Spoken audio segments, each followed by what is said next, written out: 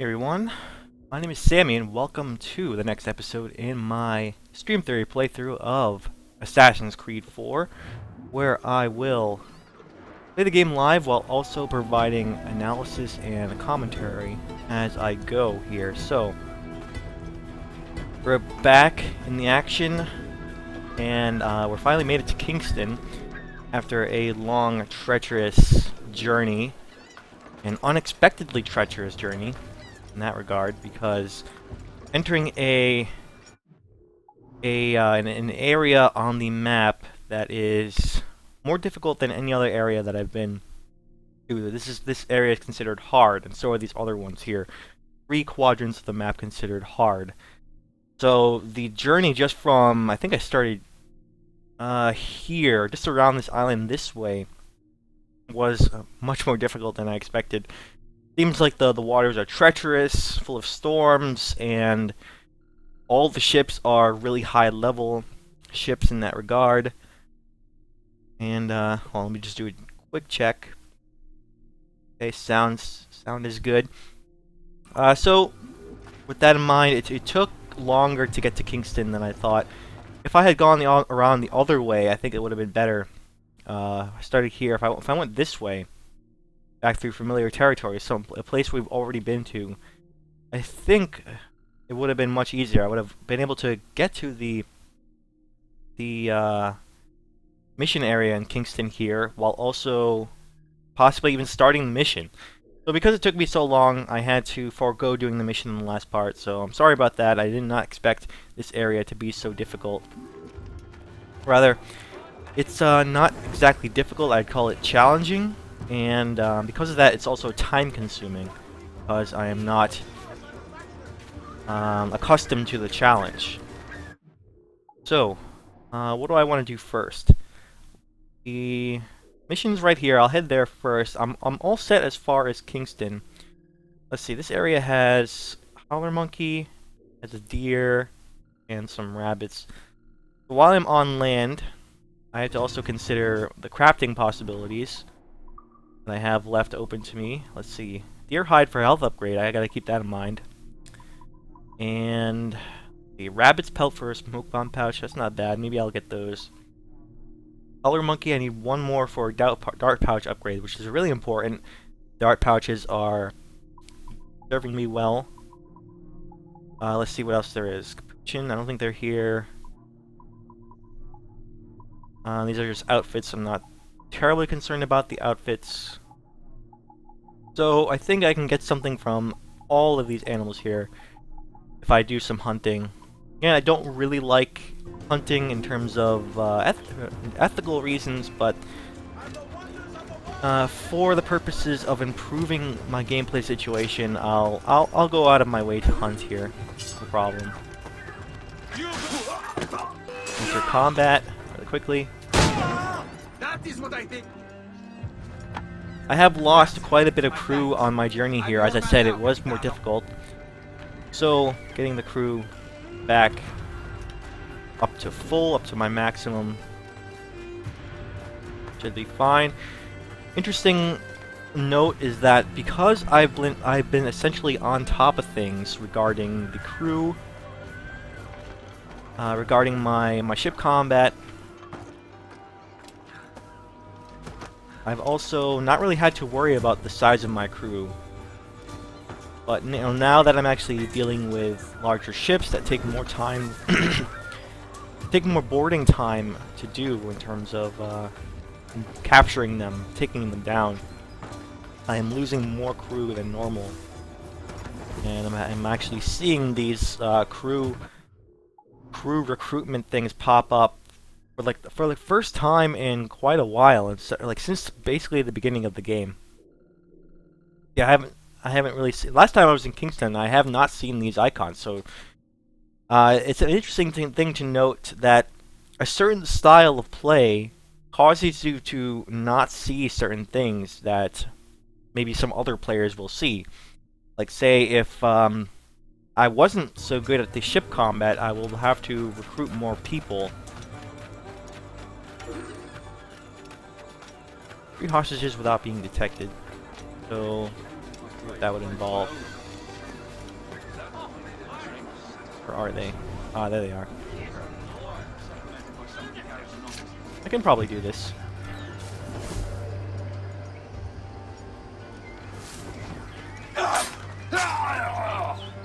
There we go. Yeah, that worked. And quickly get out of here.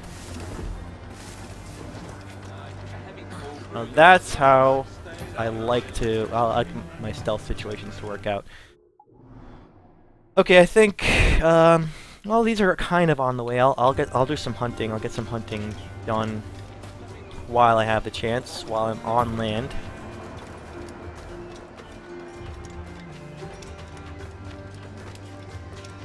So the certain style of play, because I'm playing well enough, because I'm doing the ship combat fairly well in the medium to easy areas, I haven't really needed to replenish my crew, because I'm constantly taking on ships, getting resources from them, and resources include not just, you know, lumber and metal, but also includes, if I can sleep dart this.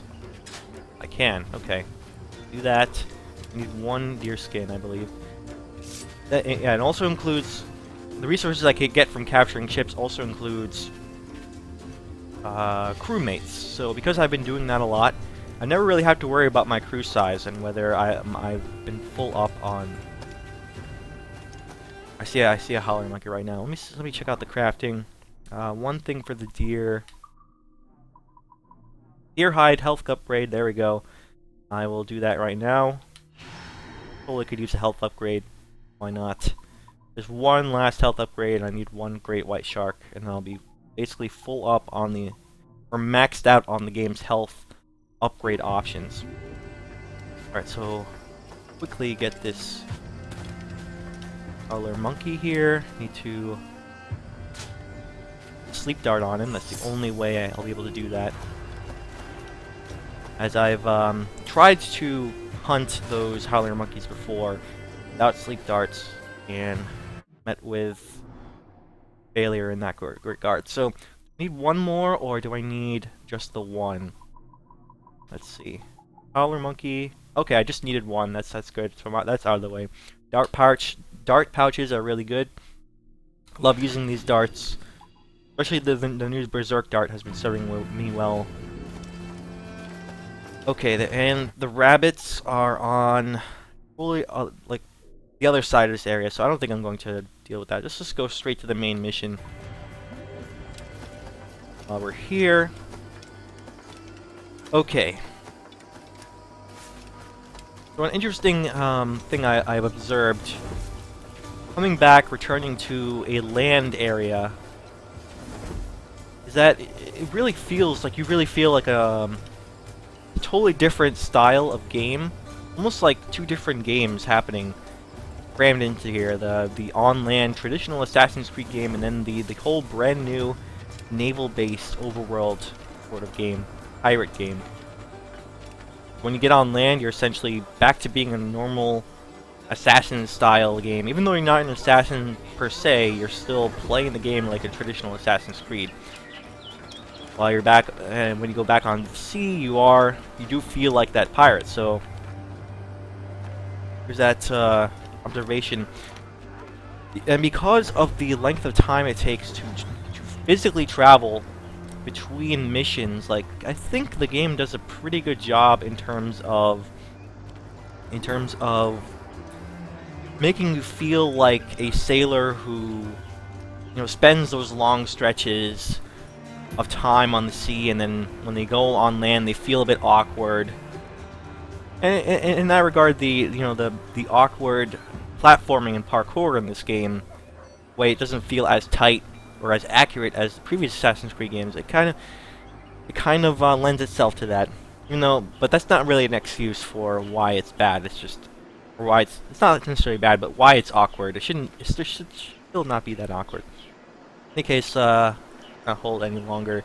Just an interesting note that the game does a good job of letting you feel that emotion, or lets you sympathize with similar feelings that maybe actual sailors will have about the sea life versus the land life, the landlubber life. Alright, Sequence 9, imagine my surprise. This is I think this is the first Sequence 9 mission we've done. Sequence 9 mission 1, I think. But I'll let this cutscene play right here. This Barjon works for the Royal African Company. Tell him what you told me. I haven't seen the princess for 8 weeks or more, meaning she may soon be back. What else? I thought this buck belonged to the other men who was asking about the princess this morning. So I told him that... What other men? Haughty sailor in plain rags, and a gent with a scar just here. Where have they got to? Staying just round the corner, they said. I grow tired of chasing these fantasies of yours, Edward. As does the crew. Hang in there, man. We're getting close. Okay, kill brutes. Sabotage alarm bells. Very interesting. We're in a stealth segment, it looks like, a stealth portion. Right to that. Hopefully I can make good use of that. Brutes. These big dudes here. 4 of those, and then sabotage the alarm bell.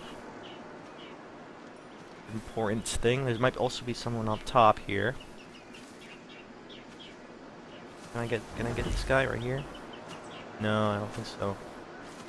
Alright, I think I'm going to use a berserk dart, handy berserk dart on this guy right here.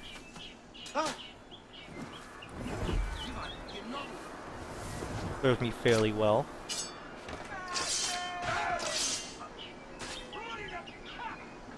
These berserk darts are best used on the tougher guys. They can take more hits, and they can also deal a lot more damage to other enemies around here.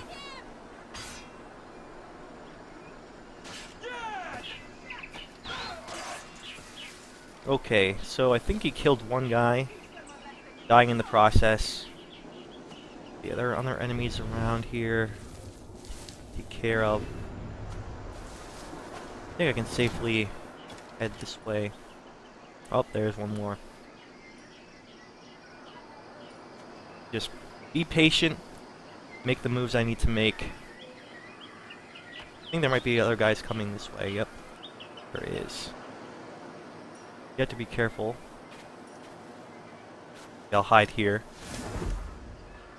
Alright, they might turn around, so good of me to hide in here while I can. I don't see any more brutes. Good to check to see whether... Oh, okay. It actually did not count towards the kill brutes. I have to keep that in mind. So maybe I don't want to berserk the brutes then. I want to actually kill them straight up.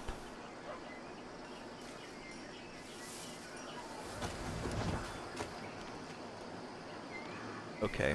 While he's walking away, I'll sabotage this bell.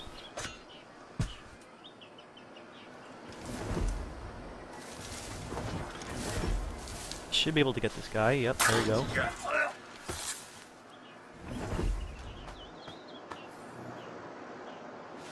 Alright, so I'll keep an eye out for brutes, and I guess I can't use the berserk dart, or at least it doesn't count if I do them. Alright, so this stealth gameplay is exactly the type of gameplay that exactly the type of experience. I don't want to use the word gameplay too much, it seems a little too technical. Exactly the type of experience that I love the most in terms of the traditional on-land Assassin's Creed style of experience. Be a little bit redundant. I'm not seeing too many brutes here, unfortunately.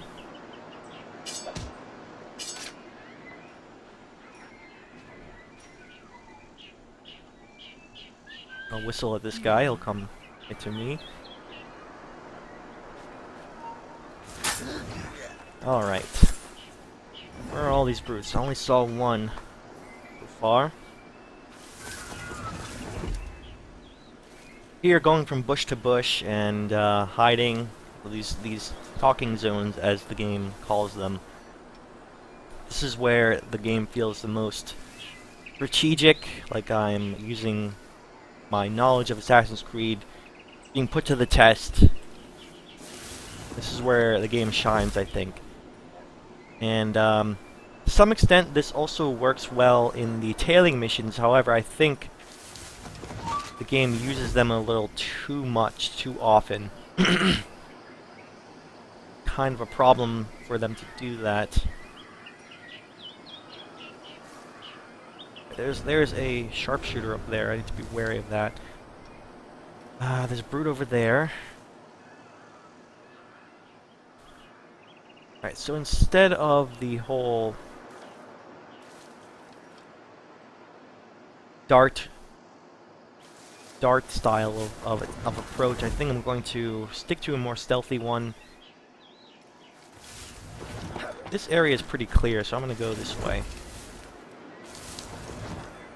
Make my way around that way. Okay, there are some guys coming this way. Be patient. And I'll try and go that way to get this brute over here. You need to find 4 of them. It can be a problem considering I killed one by berserk instead of straight up killing him. I also need to find a second bell, and I don't know where exactly that is. It might be on my map. Let me see. No, I don't see it. I don't see it right now. Okay, I have a chance to cross here.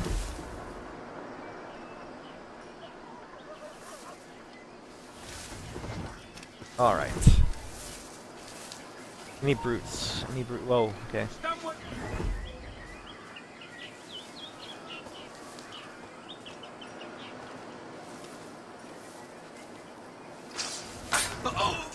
I really like these larger docking zones as they allow you to navigate them a little bit better, more I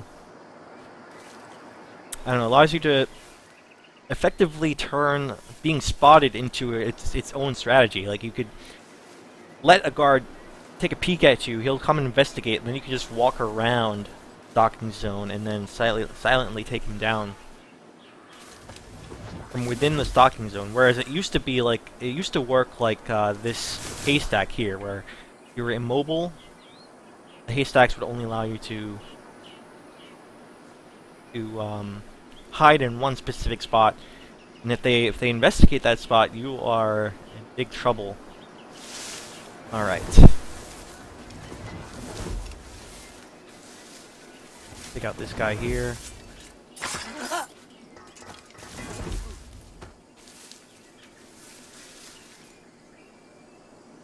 There's the other bell. On that. But careful, there's one guy here. Actually, don't want him to spot the body over there since I didn't effectively hide him.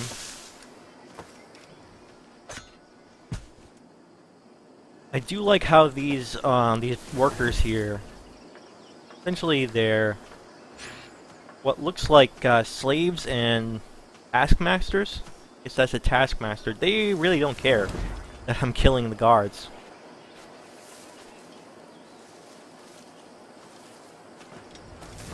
Your conduct is at best insalubrious to my person. They're essentially focused intently on their work.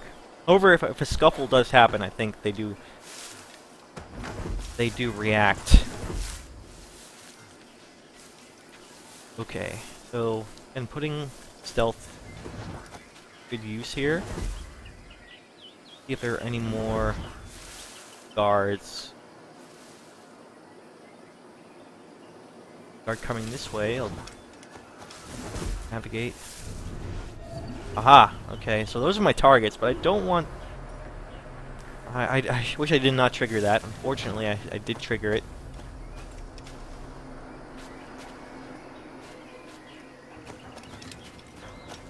Because I do want to take down these brutes here. We're short on time. Aye. There'll be 2 soldiers waiting for us. There we go. So that'll count as 1, I think. If you don't mind me asking, sir, what's the meaning behind There's another the brute blood there. samples we're taking? Torres tells me that blood is required for the observatory to properly function. How do you mean, sir? If one wishes the observatory to George, I have to go this way. Hopefully there'll be more brutes in other words, on the way. a sample of blood gives us access to a man's everyday life. So what seemed like a really nice strategic area for stealth has turned into yet another one of those tailing missions. It is a measure of insurance. And trust, I reckon. Yes, but fear not. Torres has shipped out samples to a Templar safe house in Rio de Janeiro. We will not be the observatory's first subjects, I assure you. Aye, sir. Maybe I'll go around this way, because there are some dudes coming. Precisely. Governor, when you hunted pirates in Madagascar, what methods worked best? I believe it was my charisma that There we go. Violence Now? and threats should always be a last resort.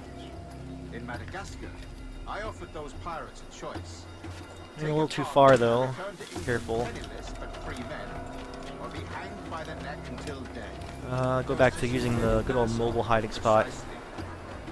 A pity Commodore Chamberlain The solution to the tailing mission problems. success. It's not like you to gloat, Rogers. We all deserve a moment, don't we? And if there are any brutes, I will try and take them down on the way. Hopefully, there will be some more. I may need to do this mission over again, because I happened to fall upon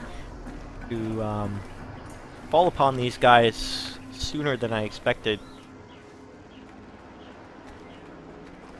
I guess that's a problem of the design of this mission. Like, how am I supposed to know that certain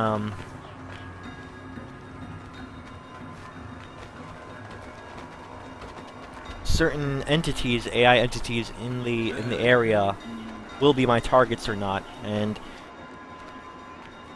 how am I supposed to know that'll ruin my chances to do an optional objective? So that's an issue with the design of this. One problem with the way the optional objectives work in general is that sometimes you have to know ahead of time how to properly approach them before you can properly do them.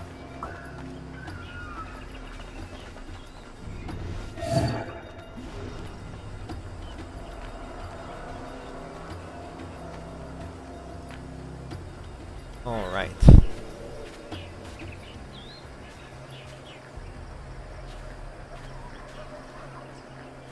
Concept of this mobile hiding spot thing, perhaps not very realistic, but it does quickly do away with some of the issues regarding this tailing mission. They get a little tedious. They're to accomplish, especially if they're very long, and sometimes they can be a little wonky regarding how strict the AI is, or how good the AI is in spotting you. Sometimes they'll turn around and spot you with no warning whatsoever, and you have to already be in a hiding spot before you fail.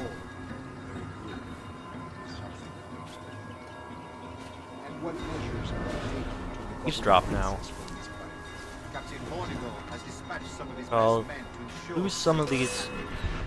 Oh, I thought that the courtesans here would distract them automatically, but I guess it didn't work out quite as well as I would hope. Try and go around this way.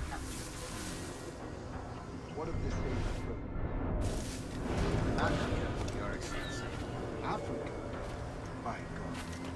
We do not. I concur, Grand Master. I should sail there myself.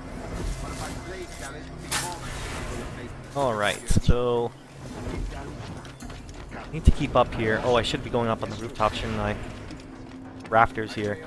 That's why they're here, I think.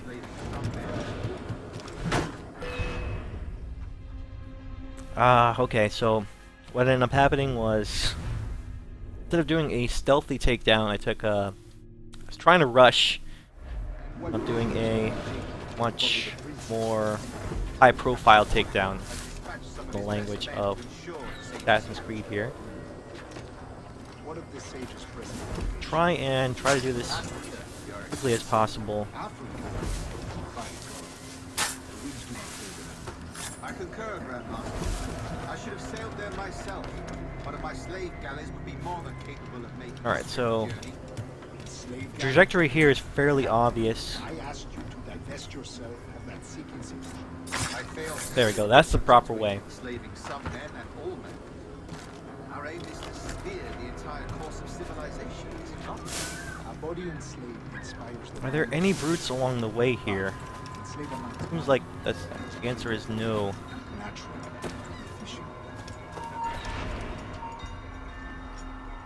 efficient. They can see me, fortunately. I think I'm going a little too far ahead of the script here. Okay, how do they see me?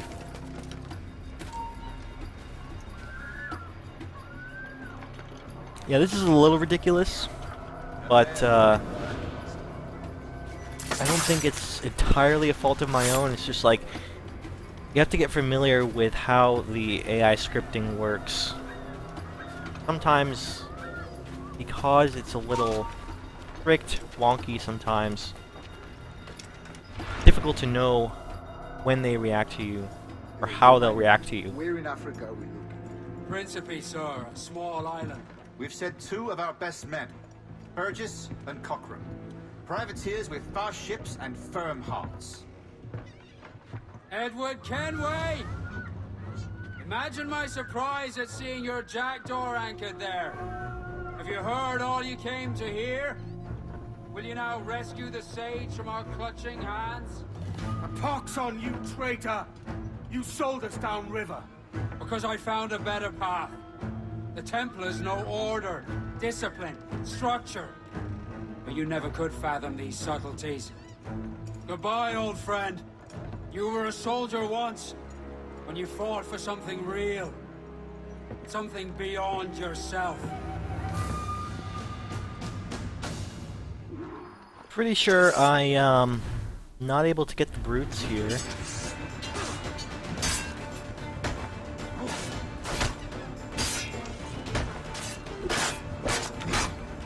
Let's see if I don't have any smoke bombs, unfortunately. How come none of these guys are brutes? I wish all of them would just be brutes. If they were all brutes, then be able to finish this mission. Where are all the brutes? Brutes. Let's see, brutes. Where are the brutes? Is that a brute? No, it's not a brute. Keep saying brute until I find a brute. Actually, that is a brute. So, still need to take some down. Just wait until I can do that. Try to find them.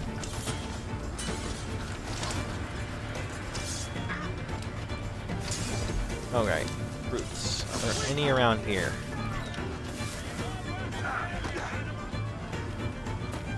All of these dudes are not brutes. Highly irregular. Where are the brutes?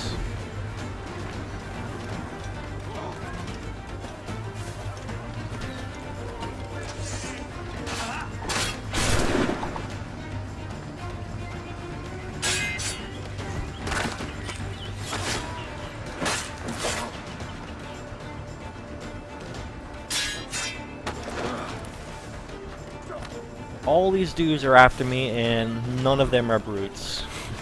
Making this mission kind of ridiculous. Where are all the brutes? You know, when I'm not trying to do an objective, I'll see like 50 brutes.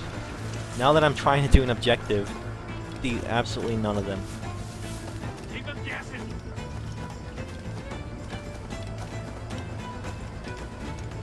Okay. Still seeing no guards around. No brutes.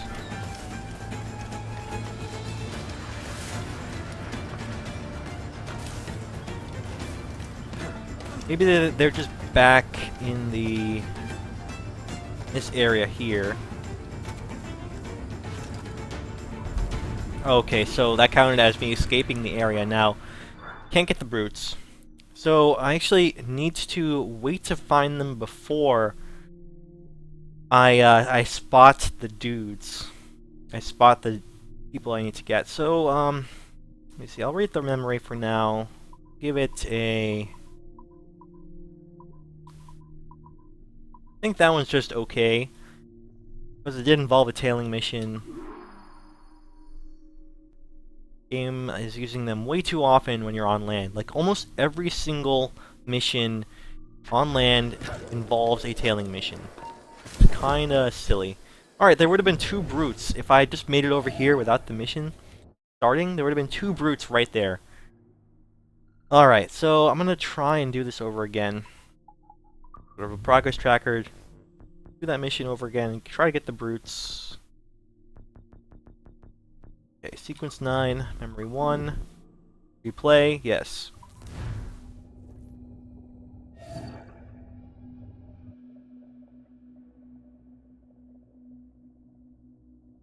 Only when you're trying to do an objective does it make the brutes like, What news, super Adé? difficult to find. This Alright, badge I'll on skip works for this the Royal one because we already African saw Company. it.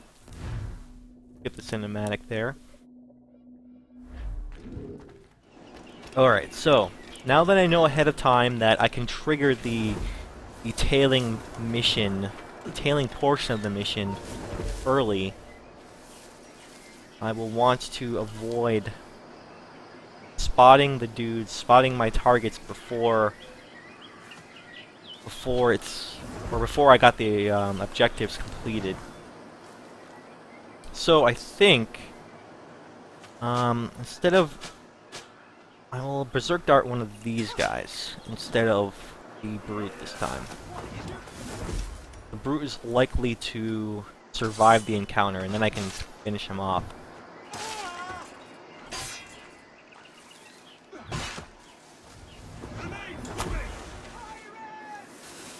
Let me kill this guy.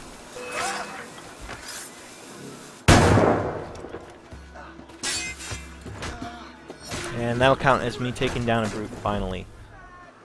Alright, so one of the problems was that I berserk dart, using a berserk dart on this brute somehow doesn't count as me fulfilling that quest, so I was already starting with 1 less brute. Hide these bodies before somebody discovers them.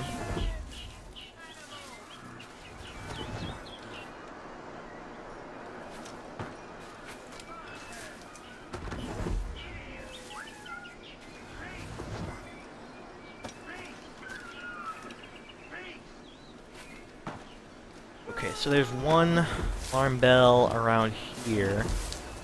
Other side. To make sure I don't get spotted along the way by these fellows here.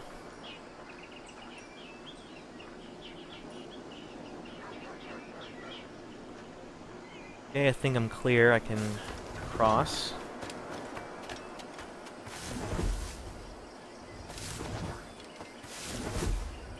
So this portion of the mission I like the most. Making my way from hiding spot to hiding spot, strategically taking down guards. There's a bell here.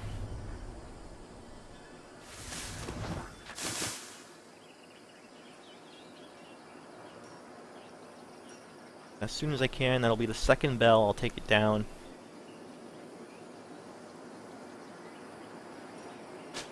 Maybe I'll even use another berserk dart. I can't use it in the haystack, I have to be in the other hiding spot.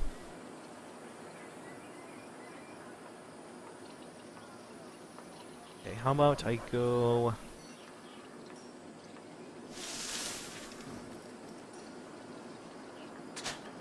There we go. So they'll fight. Everything seems to be going well, according to plan.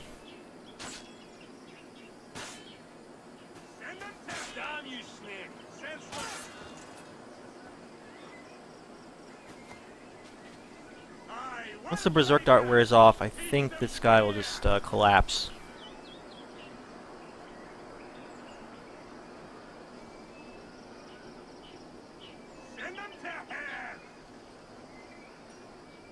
Or I can probably come this way, maybe not.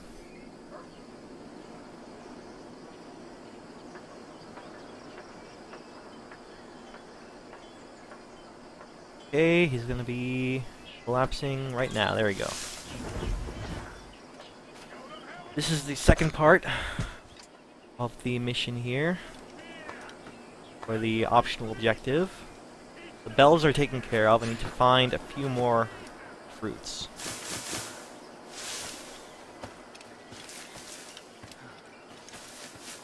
There's one over there, remember that. So, okay. Be careful around here, because this is where I messed up. The targets are right over there. If I use my eagle vision now, I'll have to do the tailing mission prematurely. And I don't want that to happen. I want to get the brutes taken care of before I spot them, rather. Alright, there's one right here. That's good. Take him down. 2 out of 4. Let's see. There's one over there as well.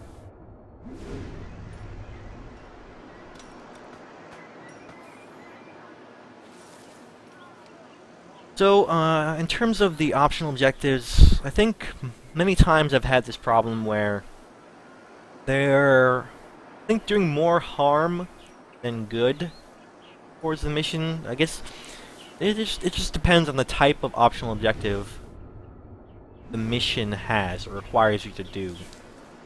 Or rather, I shouldn't say requires because they're optional. But if you want to 100% the mission, then sometimes they can make it a little awkward. Sometimes you end up messing up when you probably shouldn't. Probably shouldn't be that difficult to, or that easy to mess up. Okay, that's 3 out of 4. I gotta find a 4th brute before I trigger the other AI dudes. There's one around the back here. So one thing I could probably do is take down this sharpshooter up top. Do that.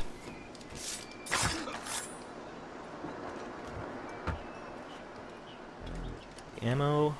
And from here I can actually probably find the brutes. They are around. Actually, oh, there are 2 over here. Alright, 2 of them. More.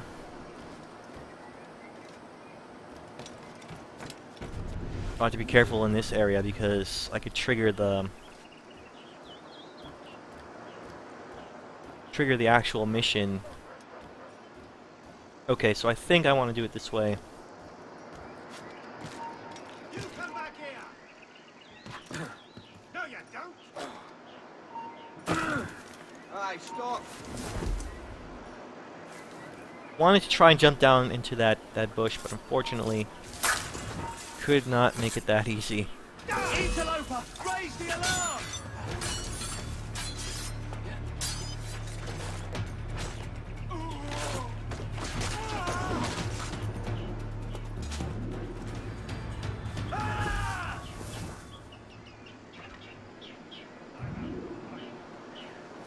Alright, so I'll take down this brute here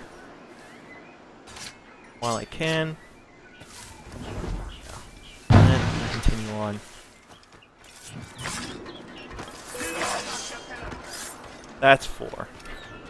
Okay, so I didn't do it as cleanly and as I'd want. But that's okay.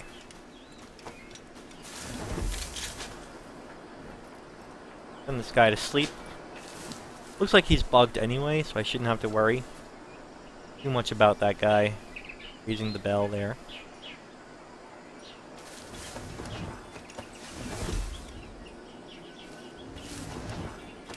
Can I pick this guy up, please? There we go.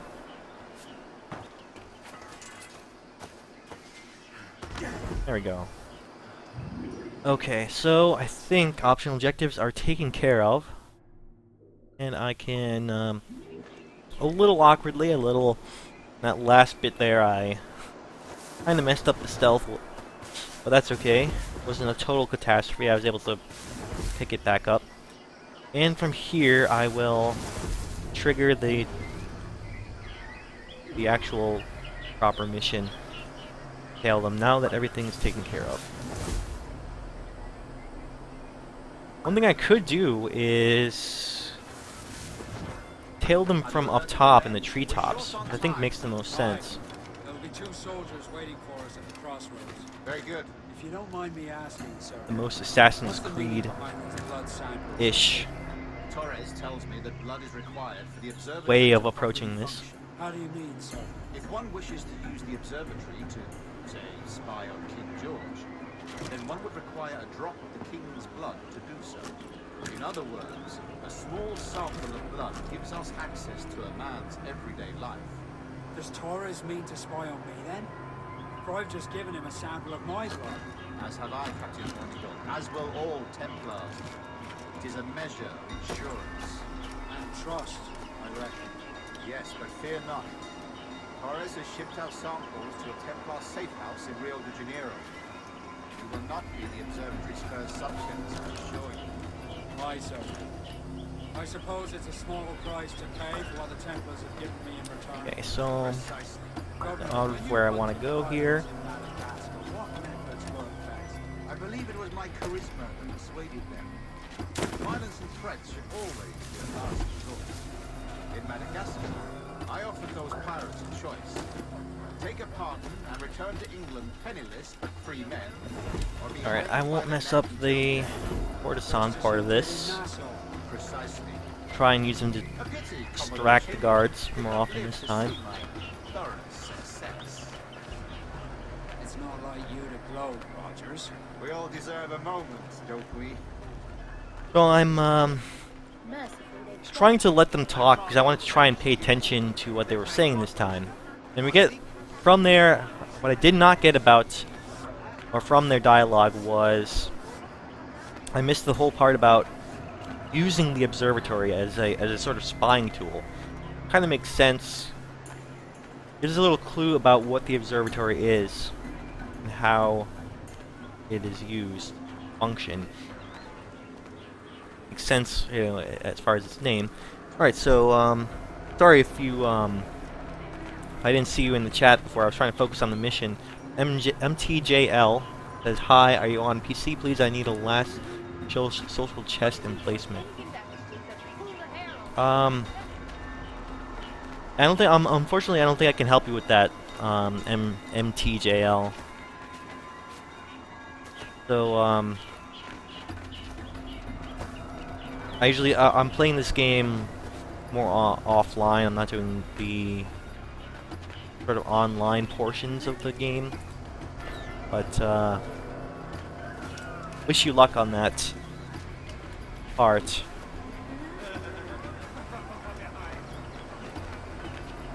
You need apparently need a social chest as part of the play. It's an interesting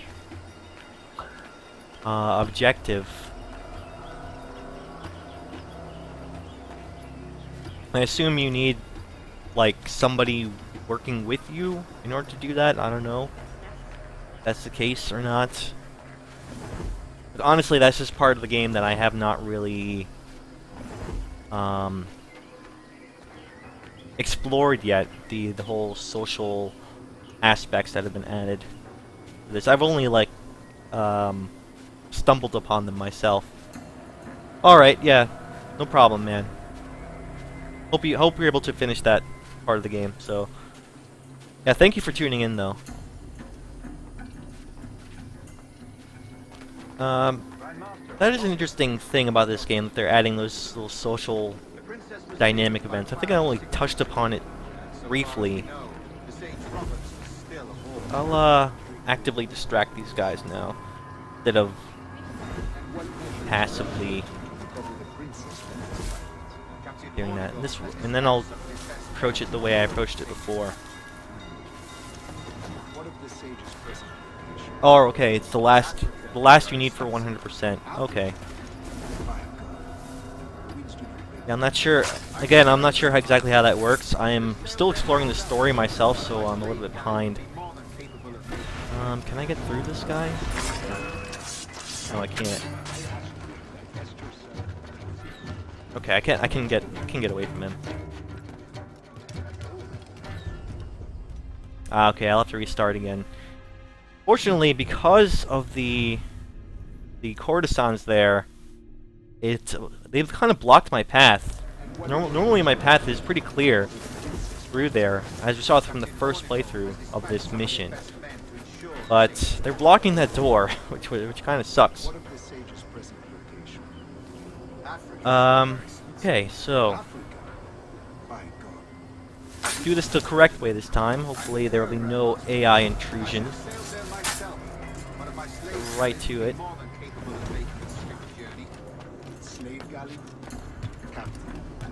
Later on, I think I'm not sure if I'm going to 100% this game myself. I'm just going to normally play the game as I would play it, which is to do most of the things, most of things. I don't think I'm going to be too much of a stickler about 100% in the game, at least not on stream.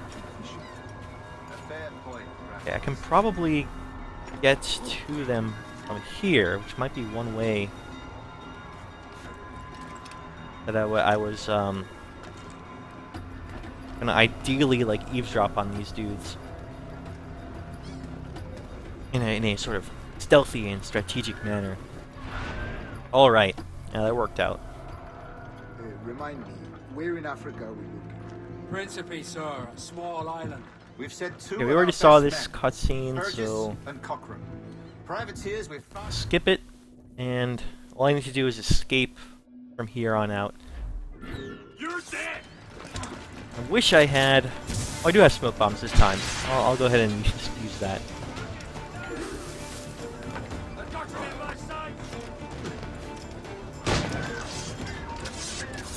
Use them again. I don't know why I was out of smoke bombs at one time. Hide in here? Can I hide in here? Okay, there we go. Okay, so... yeah, I'll leave the rating the same. And actually, I think it'll return me back to my original position. Actually nearby, but not exactly in the same place. Where is that next mission? Not even in Kingston. Okay. At least not too far away.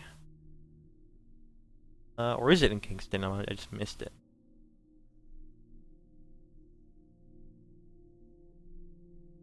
Oh, okay, it's somewhere in this quadrant. Okay, gotcha. Yeah, at least it's not too far away.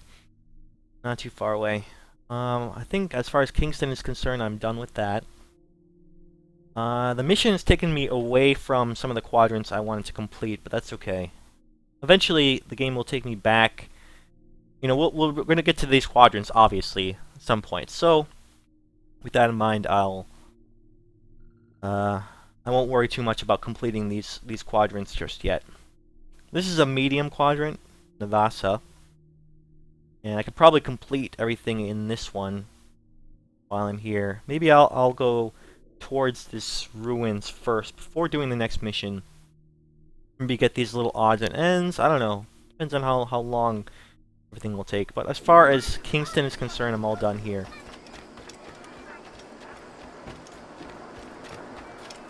So I didn't realize, someone in chat brought that up, that the dynamic events are in fact tied to completing the game 100%, or getting that coveted 100% completed rating as far as the progress tracker is concerned. Here is the progress tracker. Total sync 71%. So I'm actually fairly close to the end of the game in terms of the overall progress. But this total sync also includes stuff like side quests and stuff. So even you could finish the story portion of the game at less than 100%. Eventually, you could always go back and continue playing the game to get that 100% if you are a completionist. And I think for some Assassin's Creed games I have decided to do that, but not... It just depends on how much I enjoy the game.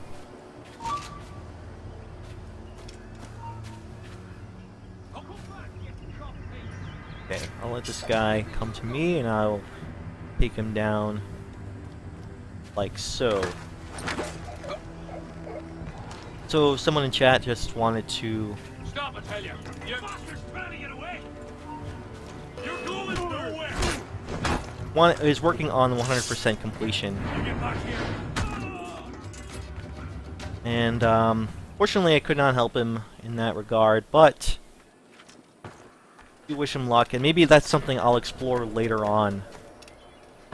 Just not right now, while I'm working on the game. And I'm not sure how that system even works. Maybe later on, after I'm done streaming the game and after I'm done with the whole story portion, I will work on,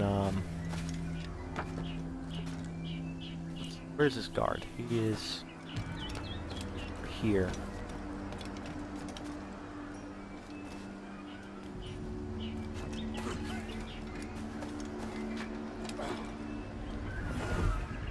I will try and do that 100% completion, including the social chests, and probably then I'll figure out how exactly they work.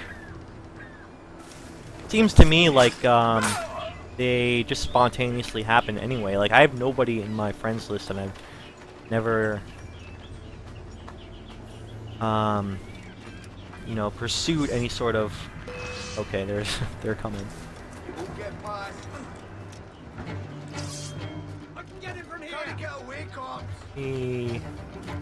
Get away from these guys.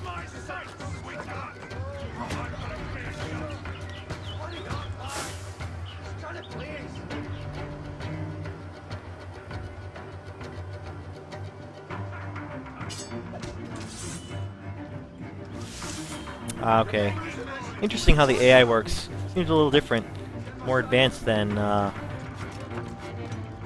previous Assassin's Creed games. Like, that guy was not alerted to me, but he became alerted to me when the other guards, I guess, alerted him to the fact that they were searching for...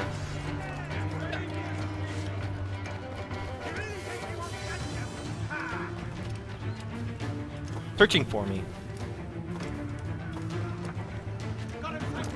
Okay, I gotta just get to a hiding spot. I don't want to go up there, can I? I want to search for something. Oh man, so many guards. Like this one. Actually, this guy sees me, so I can't. That won't work. I have to be hidden somewhat.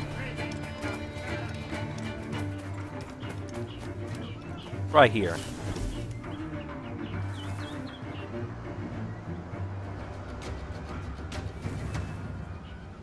Alright, got away.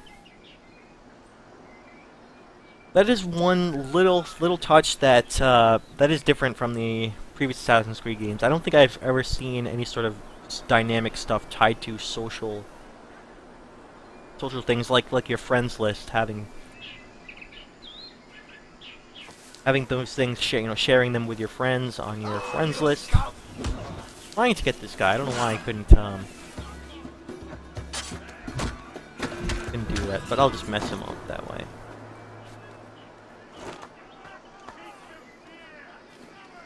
Hide the body and be okay. There we go. Anyway, I don't think I should comment any more on that social dynamic stuff I saw in the game, especially because I don't really know how they work. Seems more like it's random at this point.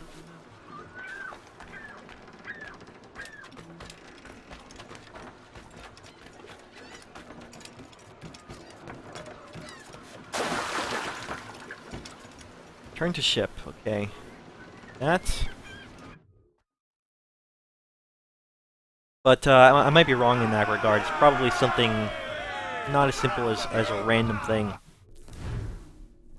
Yes, sail the sea. And it probably does involve your friends list and how that works. Sharing those things. Maybe it's just like a thing if you have friends on your friends list and they encounter a dynamic chest like that. You're more likely to see it in your world because I think those things are shared, they're linked with your friends. So, like, your friends are able to see the chests that you find too, so. You essentially increase your odds to find those things, get 100%. Aha, here we go. So I'm back in a medium difficulty area, I think. I am on the right side of the line here. So combat will be a little less strenuous than it was in the harder side of it. It does feel good to go back to the sea. That little Kingston excursion was just a stopgap. Back to the main portion of the game here. Back to the sea and the primary show.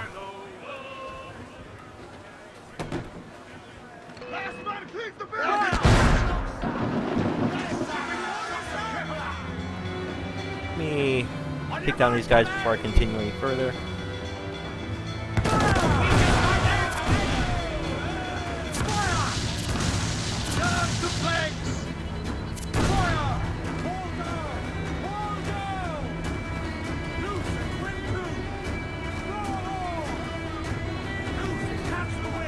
Okay, this guy's pretty close. These ships are actually much easier than I normally want to encounter as far as the what are they, the hunter ships.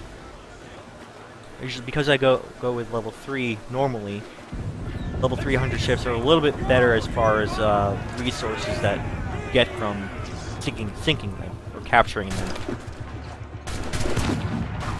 But as we've seen in the harder areas, the hunter ships that come after you in the harder areas get a little bit too ridiculous and overwhelming, so I backed off temporarily. I think I might go back up to 3 to be able to finish it off. I'm just taking this guy out. There we go. Go back up to 3 while I'm here, and then if I have to head back to the harder areas, I'll back down to 2.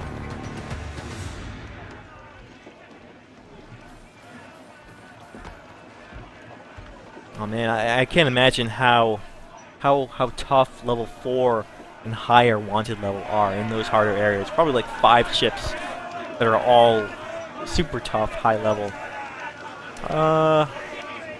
Into my fleet, sure. It's not a great ship, but the other options aren't that great either.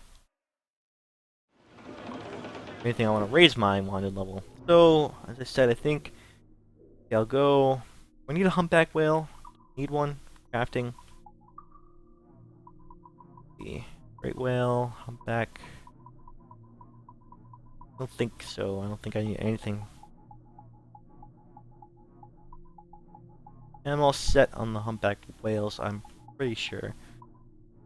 Yeah, that was for the pistol holster and I already got it. So I'll skip the humpback whale and head towards this Kaba ruins. We now have the materials required to make the ship stronger, sir. And also I think I will raise my wand level along the way. Get back to good.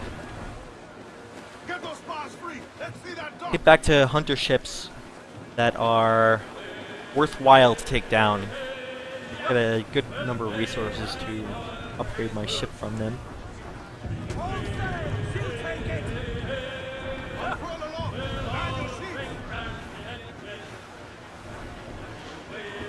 But inadvertently, I think the game, because the... Yeah, I'll take down these ships. Just to raise my wand level.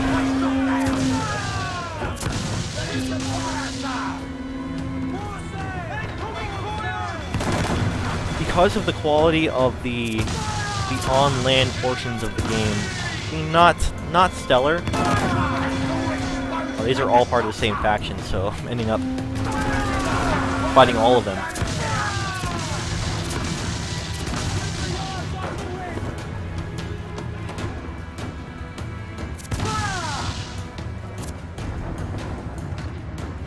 Let's see. Mortar that guy. I'll probably get a good mortar from here if I can. 2 for 1.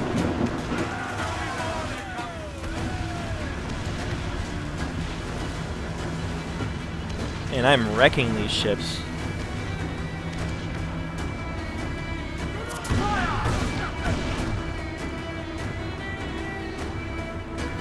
Alright.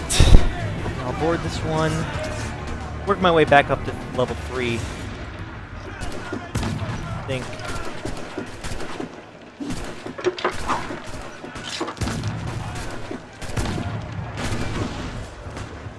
Alright, that's 10.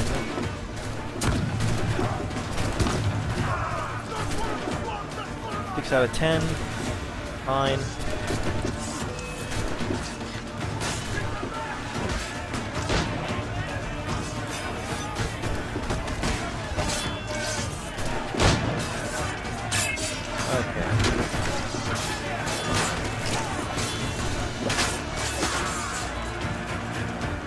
Alright, as I was trying to say, this game inadvertently puts you in sort of a sympathetic affinity with the sailing lifestyle, or with the pirate or the sailor lifestyle, making you feel very similar to what they might feel in terms of, you know, life on the sea compared to life on land, as I was touched upon earlier.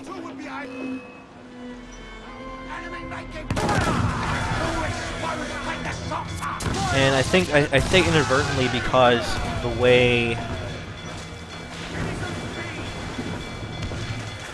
the gameplay on the land is not quite as good as the sailing experience.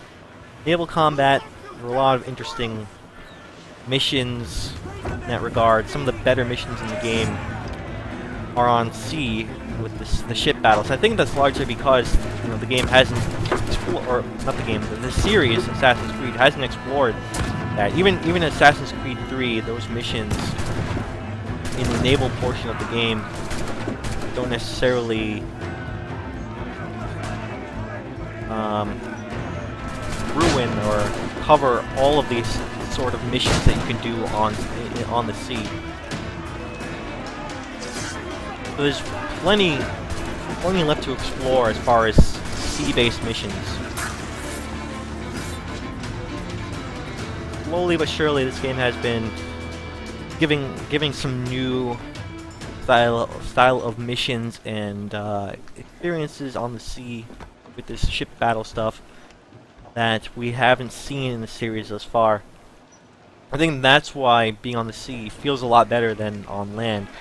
Not necessarily because the on-land stuff stinks. Well, sometimes they do. Because we've seen that stuff before, and there isn't this. I don't think Assassin's Creed 4 is trying to offer new experiences on the on-land stuff. So I think there has been one. I think I can't remember quite what it was, but I think when I saw it. When I saw it, I noted that it was like a new type of on-land mission that we've never seen before. Anyway, that's just an exception to the rule. For the most part, it is a retread of the experiences we have seen in previous Assassin's Creed games. And a lot of them are just tailing missions. So it makes you feel like, when you get on land, that you long to be back on the sea, much like an actual sailor would, maybe, I don't know. An actual pirate would. Long for the sea once again. The sea is the true life and the true life of a pirate or a sailor. being on land, you just feel awkward and alien. It's not your natural habitat.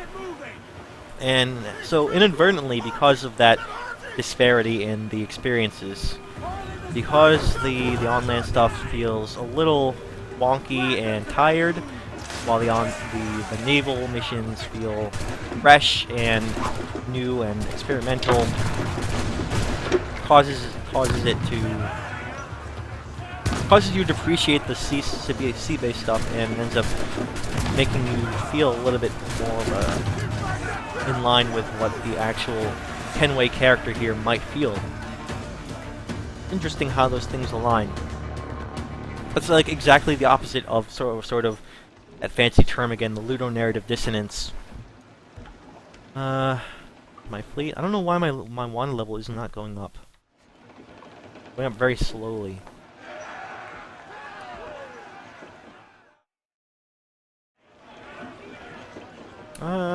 Yeah, it's still not quite doing it.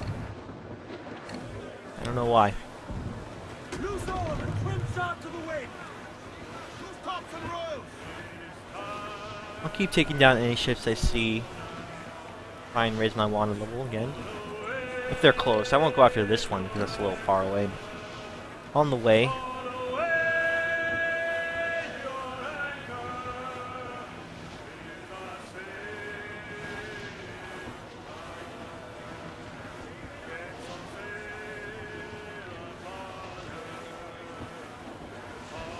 I'm trying to think of what that experience was that I really appreciate. Oh yeah, it was in that mission with Charles Vane, where you're trying to approach him while he's like he's sniping you or trying to shoot you.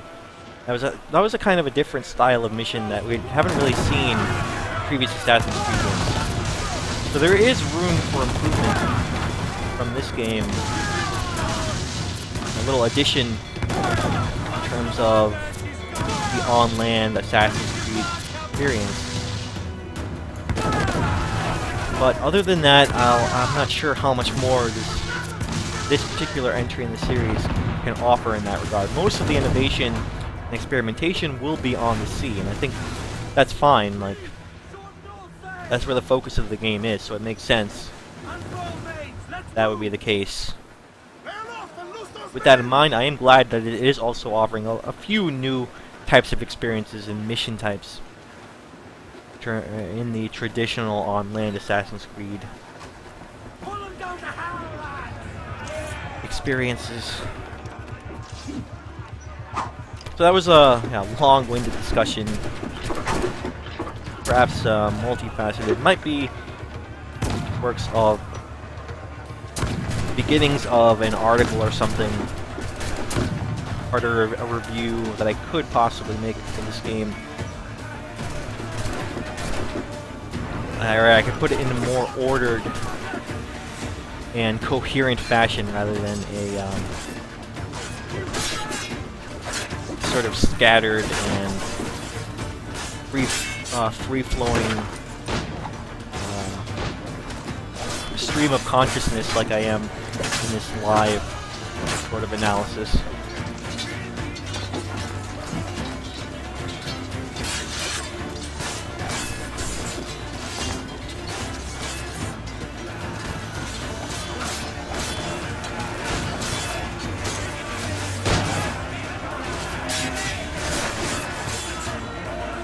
That's of course the main downside of this sort of commentary that I'm trying to do. Because it's live, I'm not able to create any sort of create an analysis or commentary that's as coherent as any sort of written down, proper, more formal analysis like a review or an essay.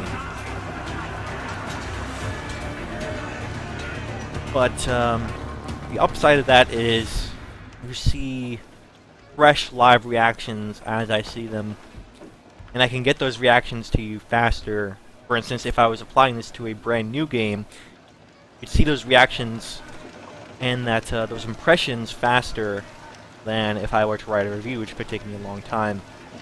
several days, a week or so. Especially if I get the game at release, I'm like not in any sort of capacity to get them earlier, so can't, unlike a game reviewer, I can't get a review done on release day. Maybe I'll get to the point where I will be playing brand new games on release day, and I can get new impressions, fresh impressions of a game while it's new. So that's the main advantage there, is that it's faster, they're fresh impressions, and you can see how those impressions develop over the course of as I play the game. How they change, they might or not change, depending on the experience. Maybe I think eventually what I want to do is perhaps not just do this series, but also make it accompany a proper, more formal or traditional review, so you can see how my thought process of the game evolved and then culminated in that review.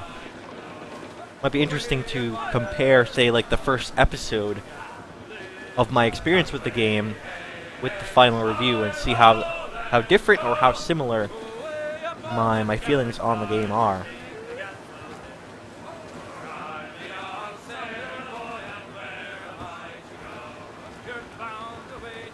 I don't know, it's something to think about. Maybe I'll have a lot of video footage recorded.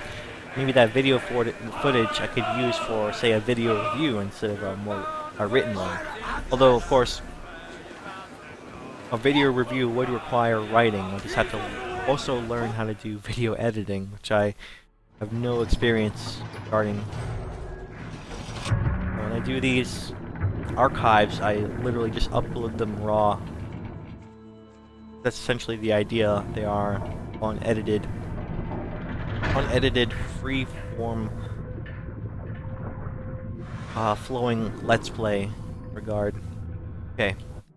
Another one of these shipwrecks. Oh my goodness, look at all these chests. So, let's see.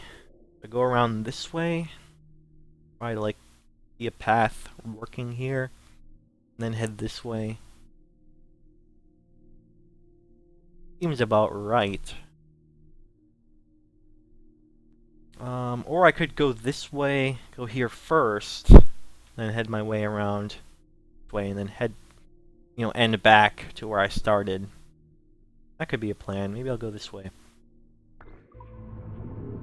Okay, it's over there. Keep in mind that the scale of this map isn't as large as, say, the city environments. Much smaller scale. So the things that look like they're far away are actually fairly close. Alright, where is this thing? Can I approach it from the top? No. Bottom. Like some sort of underwater fort. Or structure. Oh, there's a window there, isn't there? Aha, yep. There we go. And there is a chest here somewhere as well.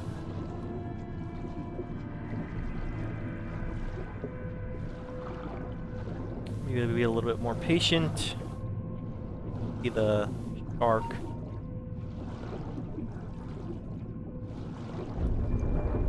Alright. An eel there.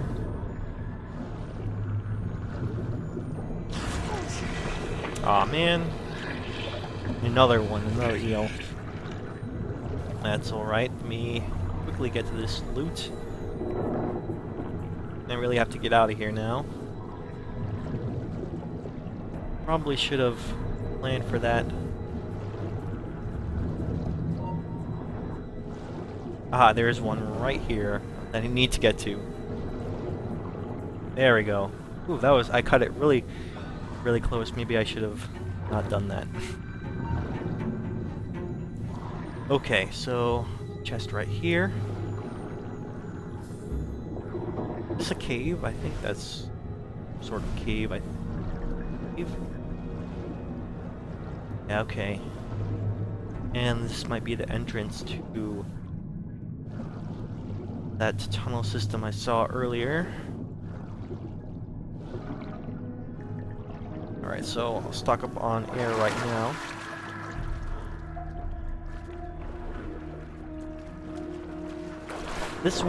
This particular diving segment seems a little bit more involved than the ones we've seen in the past.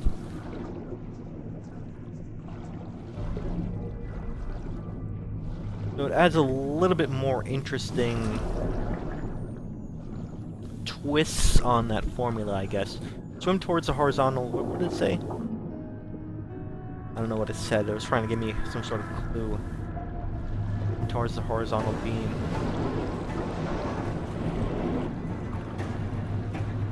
Alright, I wanted to make sure I avoided the obstacles there. I think there were more, right? Yeah, there's one thing here I need to get to. I'm going the wrong way. Oh, okay, I see. I get a little boost if I head towards the beam. One thing I need to remember.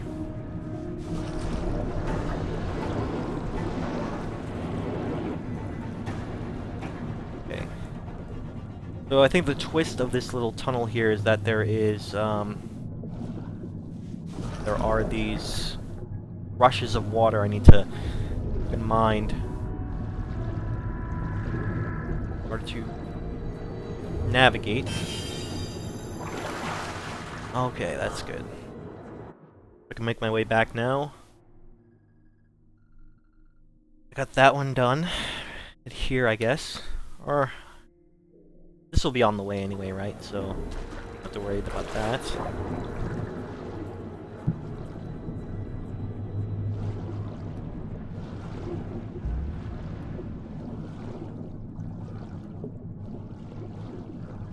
For the most part, I don't really like these diving sequences. They don't seem all that great to me,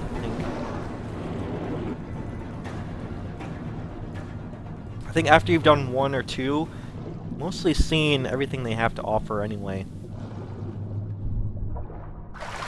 Start to get a little boring. They have no story significance in that regard. We've only seen one mission that sort of combines multiple types of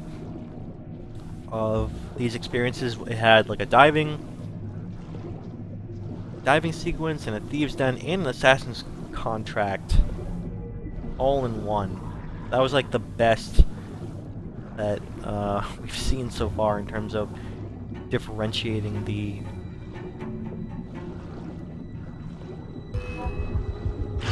ooh, okay, there's a shark right there, but treasure chest is right here. I can't hide anywhere else. Heal there, don't want to go that way. Part of the reason why I don't necessarily like these diving sequences is because they don't really lend themselves to stealth and exploration as well as just normal environments are, just because of there are very few hiding spots available.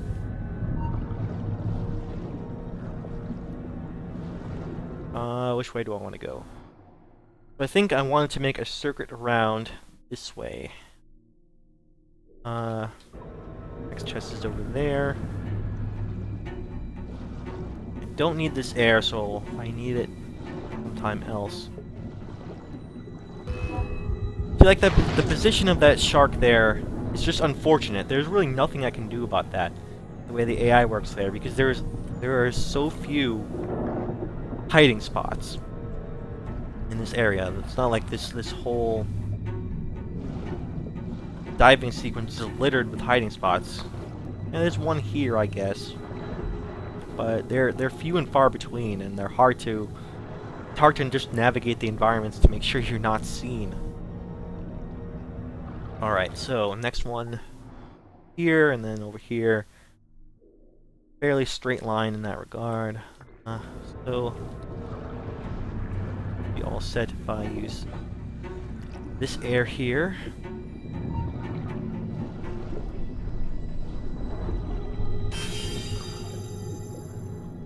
I cannot go anywhere else here, I think. Have to head out this way. I think that's a glitch. The shark. Okay. Yeah, I still see a lot of weird glitches in this game.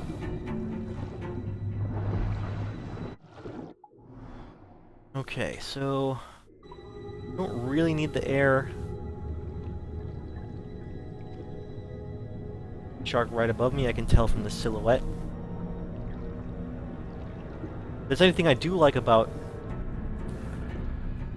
this experience is that you can tell where the sharks are based on their shadows. That's sort of a plus, I guess. Doesn't fix everything. Can provide you with more hiding spots, but an interesting little footnote, I guess.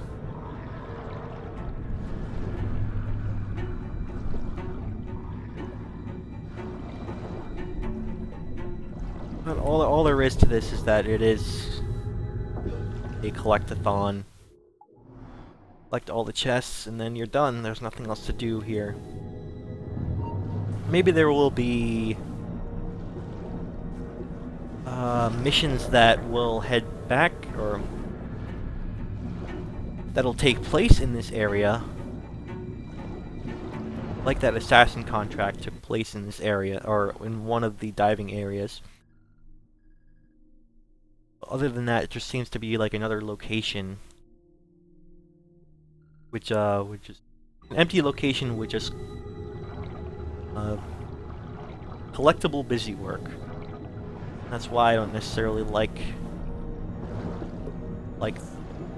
the experiences of the diving experiences.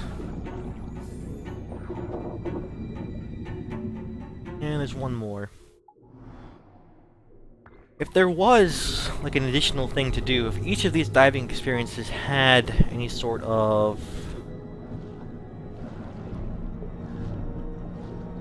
like a little side quest, maybe save somebody or assassinate one guy, or I don't know,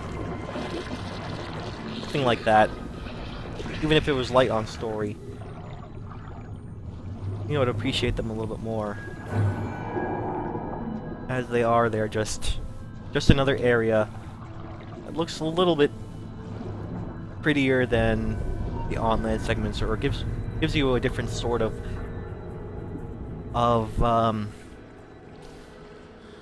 environment and art than what you typically see in the rest of the game. So alright. Have hunter ships on our tail. And it's all set. I think what I want to do is, since I do have some time, I should just finish up this quadrant, since I am not done. The Spain's out. Let's go. You ride the wind for all she's worth. And just do any ambient combat along the way. The thing I might actually want to do is try to take on that legendary ship.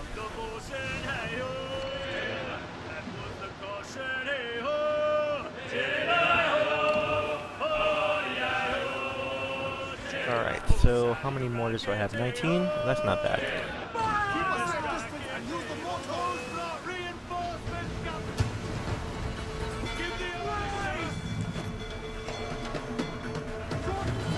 I'll let him catch up to me.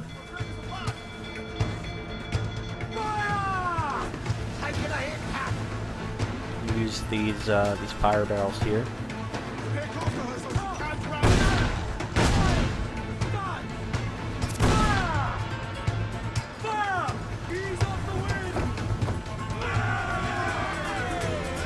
Not bad.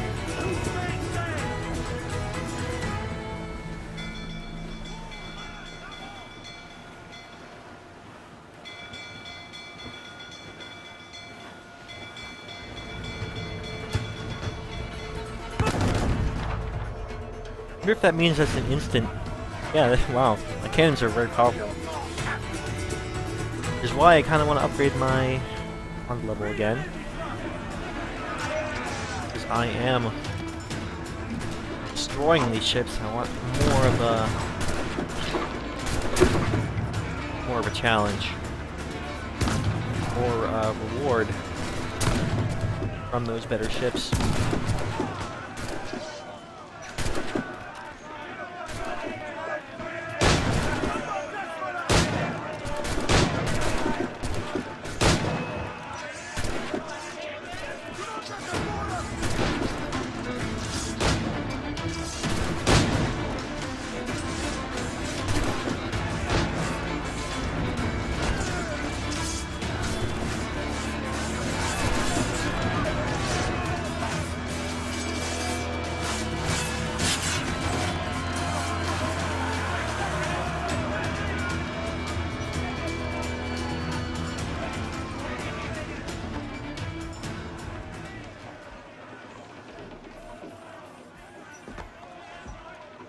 Okay.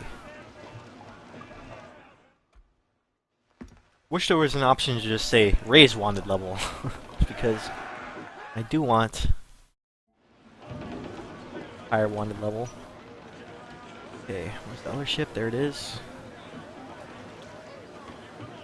Loose and swim to! Go for the gallants and royals! Crowd it all on! Crowd on all the sail we have!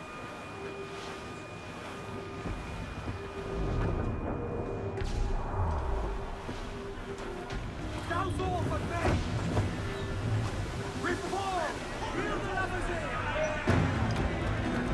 This one's only a 5. Killed 5 crew. How small the ship is.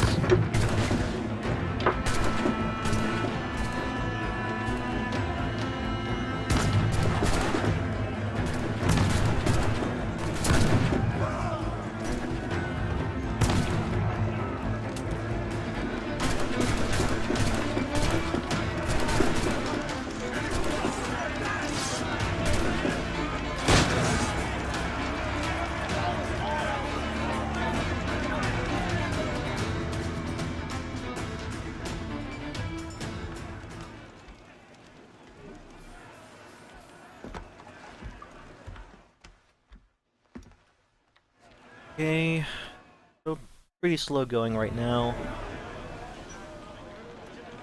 Trying to actually, or actively work on the combat. Here's my one level.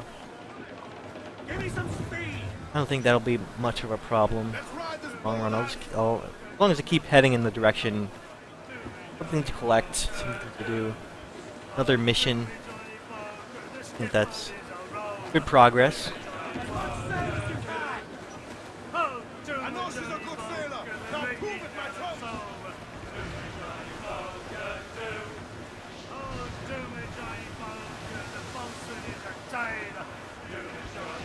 I've been thinking about what game I should do after I do this one. Not in terms of the stream, I haven't really decided on that one yet, but as far as pursuing the Assassin's Creed series, which one should I play next?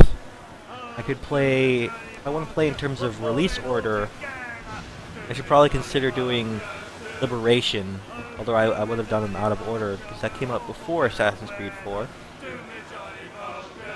But since I played Assassin's Creed 4 anyway, I should probably do the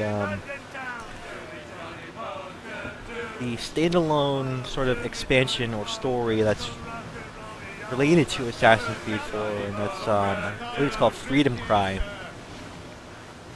And that actually follows the story of Adéwalé, who is our first mate on the ship. You can see him right there. Kenway's first mate on the ship. He's not been, I don't know, terribly important to the story so far. I don't know. His role as first mate is important. Hear him all the time, but I don't know. He's not really that much of an active agent in the ongoing storyline. Like I haven't really seen any decisions he's made or actions he's taken that has really impacted the trajectory of the story. So far, that's only been Kenway and his band of, or his fellow captains who are not on his ship, rather the captains of Nassau, the other pirates. They have been agents in the story. Maybe Freedom Cry exists to rectify that.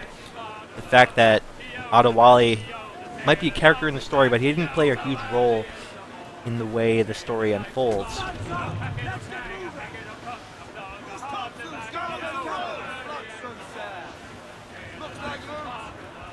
And dedicating an entire standalone game to his character, I think, is probably a decent way to make amends to the fact that they did not give him any true agency in the story here. I would have liked to see that a little bit more often. See Adéwalé as a more major player in this story. I mean, this is the main game. It's a shame that he is not more of a major player.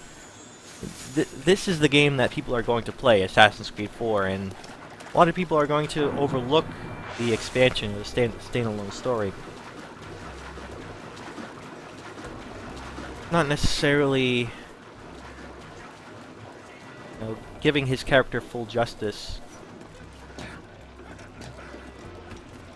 in terms of his importance. I mean, think of all the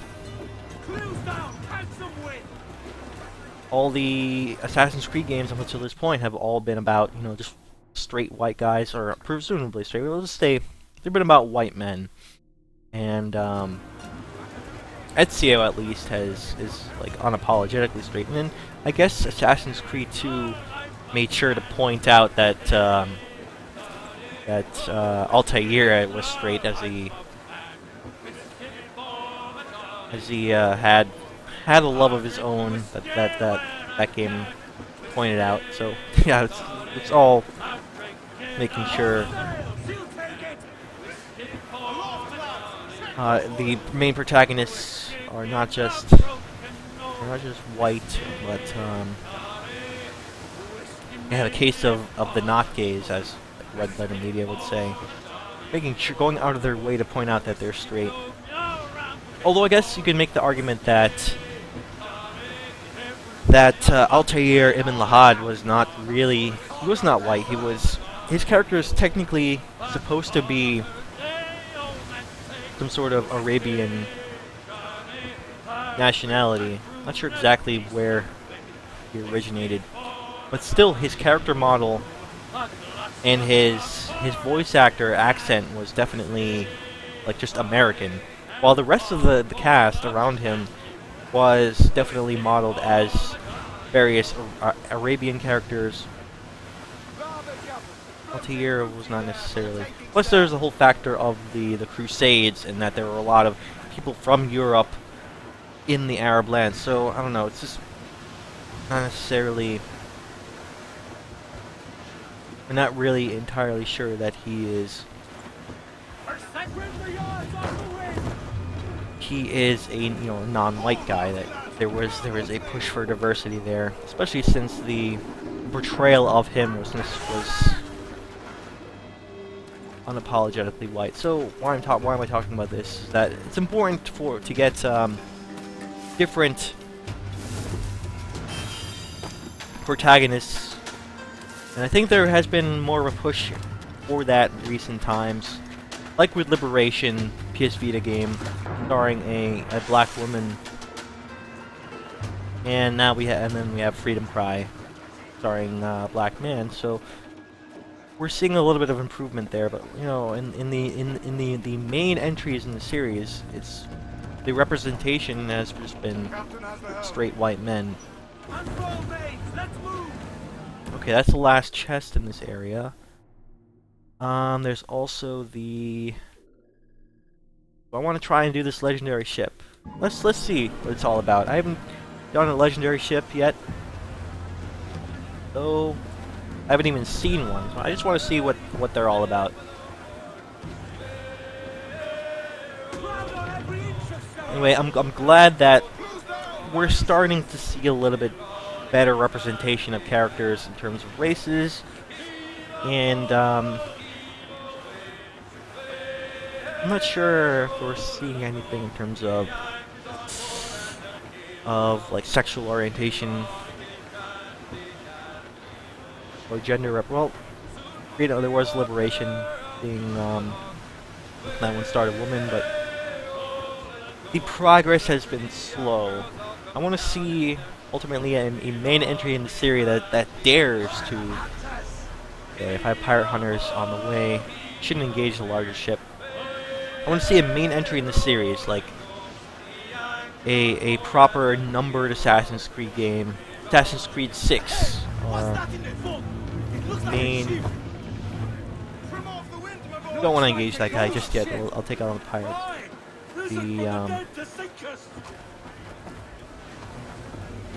Muzzle that duck, my trumps. Get the mains free! Hunters first. Okay, what's that? It is engaging us. I didn't want that to happen just yet. All right. HMS Prince.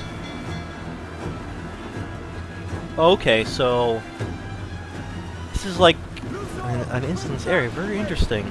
I don't have to worry about the. Let's ride this wall. I don't have to worry about the hunter ships right now. Then. So far, I'm loving the experience. The mists and the way you kind of see the ship flash in the distance.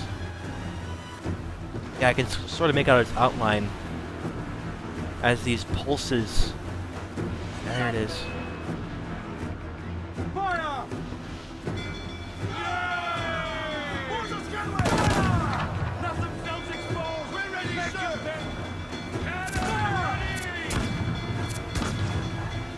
Their firepower is great. Keep your distance.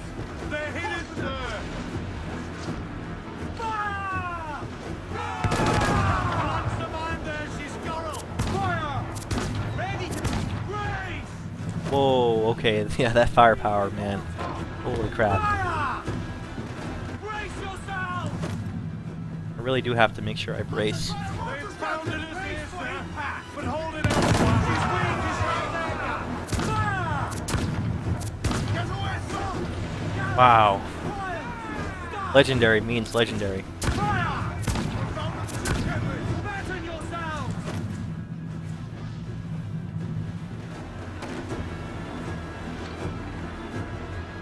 Fire! You'll need time and Brace! repair that damage. Grease the topsails! Gallant! Every last scrap of duck on the wind! Cocktails, gallants, and royals. Their Fire! firepower is great. Keep your distance.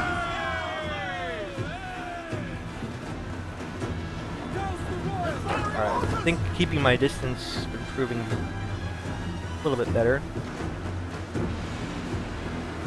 Ground in order! Ease off the wind! Mortars there.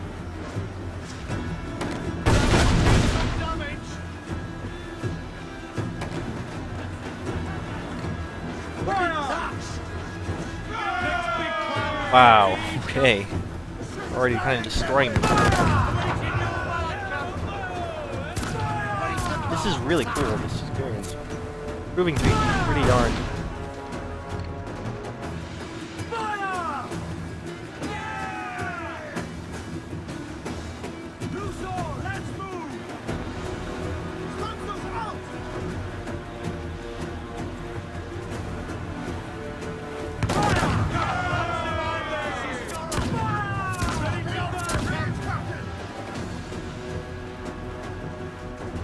I think keeping my distance is key to taking this ship down because it's just so powerful.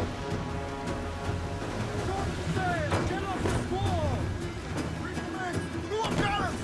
Swim us off the wind! Collaborate! Brace yourself! She's crawling, sir. Too much damage. Fire! Trim the yards off the wind! Cannon Reforming. Hold in the topsails. Every last scrap of duck on the wind! Got it down to half health, but I am getting killed here. As far as the battle experience here, it's one of the best types of battles. The way it's set up.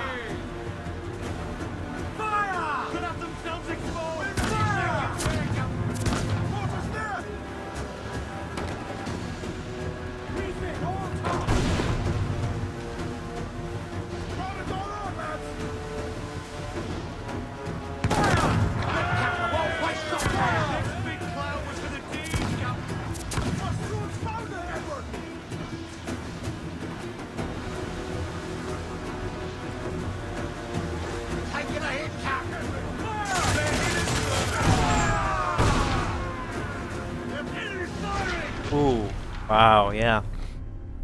Yeah, that's pretty awesome. So now I know what to expect when I face a legendary ship. They're pretty powerful. Hey, what's that in the fog? It looks like a ship. There it is again. Looks like a ghost ship. I think maybe I won't take it down just yet. But that is very interesting to note. Maybe I'll that's something I'll try later on. I'll face these ghost ships. Really cool. Listen from the dead to sink us. Let me work my way out of here. I think it was worth a shot to try and take down on my first go, but you know, it's a legendary ship, and can't expect to take it down so easily. Next time, I think I'll know what I am up against. Be a little bit more prepared.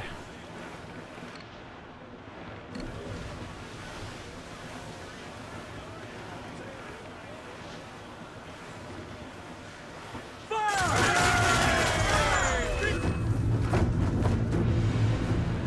don't know why I activated that ship.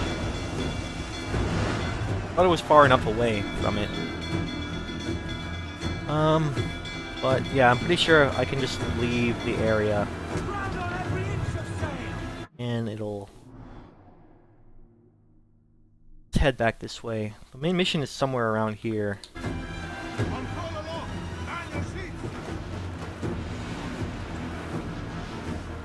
It is a really awesome battle.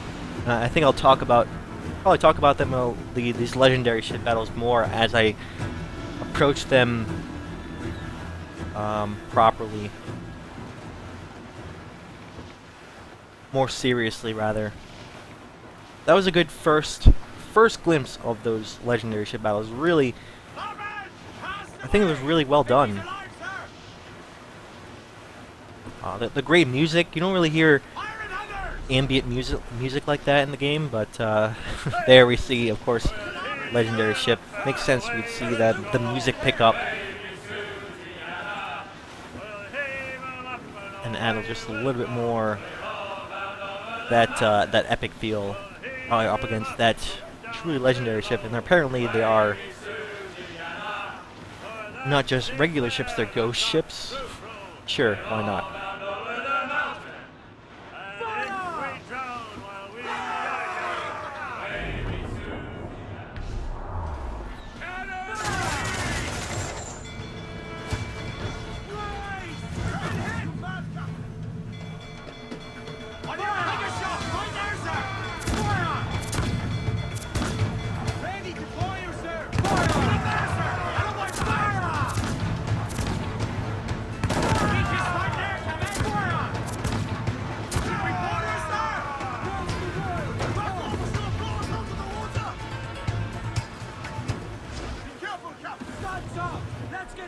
Alright, I think I just still working on raising my wanted level here, so that's why I'm taking down these ships.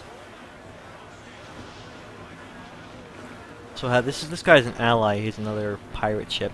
You see the black flag out there. Of course, means that he'll help me out. Fire! They're so exposed, take the shots up!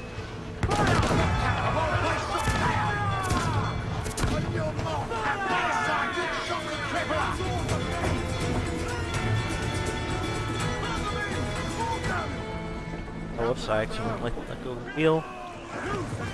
Okay, so after I'm done with these encounters here, I think I'm going to go ahead and head straight for the next mission. Hopefully I have enough time for that. I don't want to spend so much time on these ship combat things. Really great to see what those legendary ship things are all about. And when I do properly approach them, I think they're probably going to be some of my favorite battles in the whole game. They have the makings to be some of my favorite battles because they have everything. They have the legendary ship has the challenge, it has the scenario, the way it was set up with the mist there has that sort of element of mystery around them. Has just the whole music experience working together makes it really cool.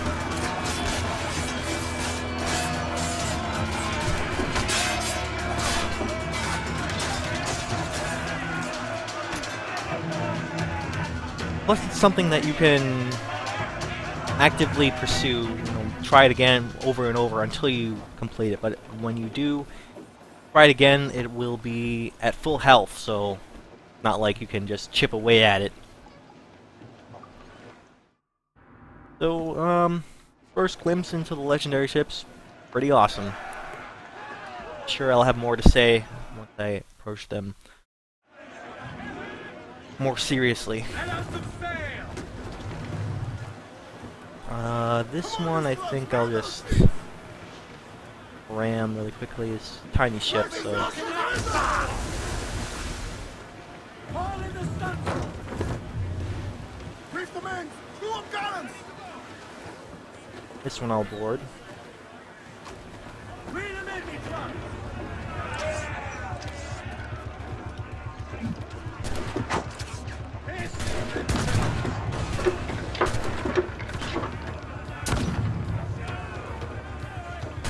Should be able to get the captain from here.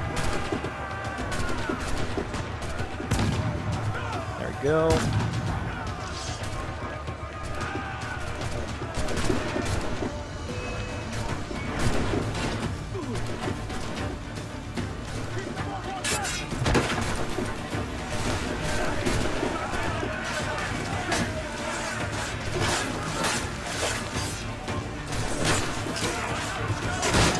Chain those kills.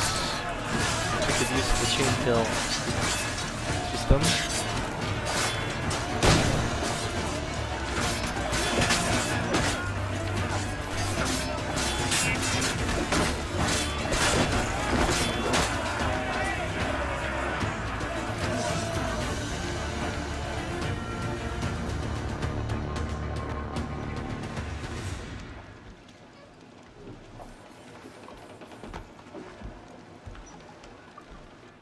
Okay, so I don't know why the wanted level has been going up so slowly. Usually it just like spikes right up to the next one with each ship. Seems like it's been really slow. But it has been slowly been going up. Alright, the actual mission is over here. I'll go straight in that direction.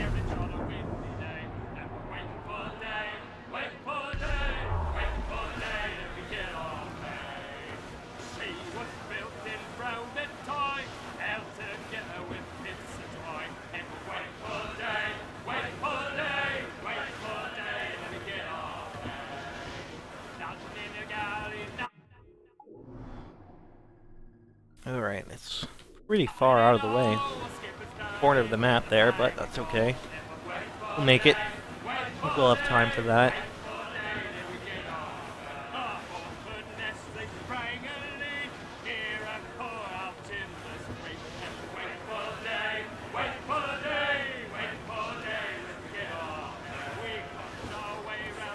Legendary ship is over here, so I might actually end up triggering it if I engage them. Careful. If I can gauge these ships here, rather.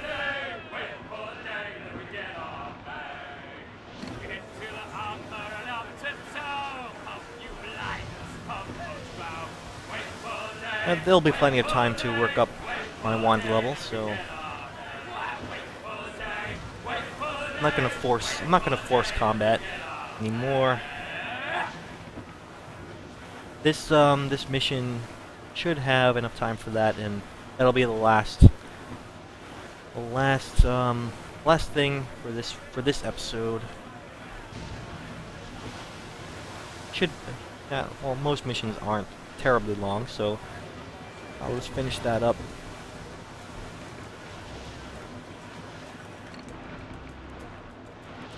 I think that's an ally. Yeah, that's a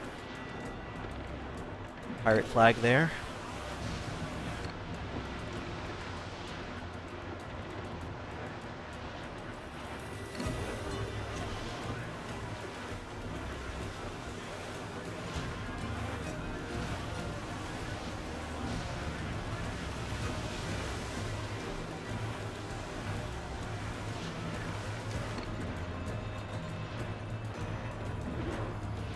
Alright, trust is earned.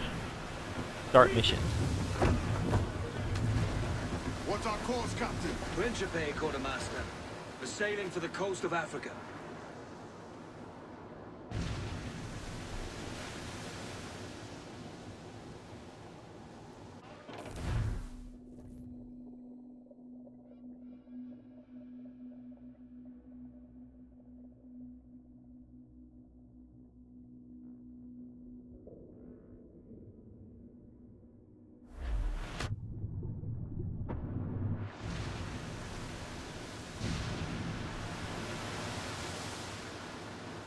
Wonder what all this loading is about.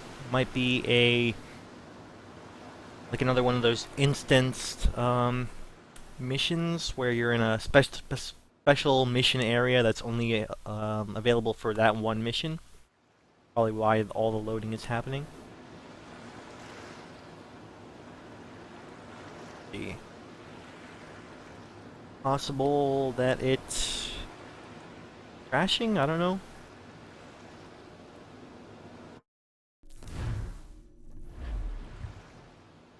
Yeah, it's just not loading up the whatever mission it's supposed to be. Game hasn't totally crashed, but yeah, let me just reload. Reload last checkpoint. Must have bugged out. That's fine. It didn't hard crash, so there we go.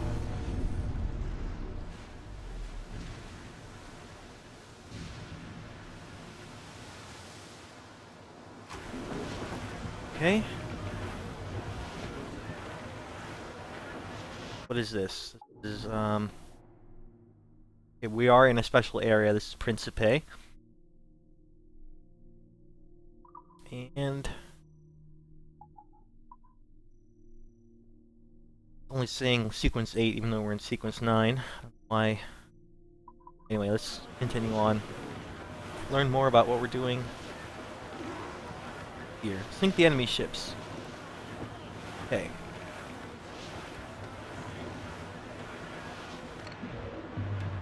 Oh, no problem. Gunboat?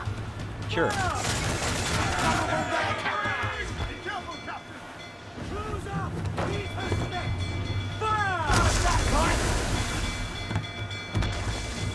Ready to fire, sir! Where is that loot? A cannon! Ready to fire! Look, Captain, well placed shot there! We can board and take her! I'll have your guts! We'll stand in your bones, drinking your damnation! I will take down these little ships first. Take the shots, sir! Fire! On your mark, come out! There we go. On the ball and head! Let's see, there is another little one here. Yes, sir! Good shot to cripple her! Short north, sir! Give me some speed! All sail! Crowd it on!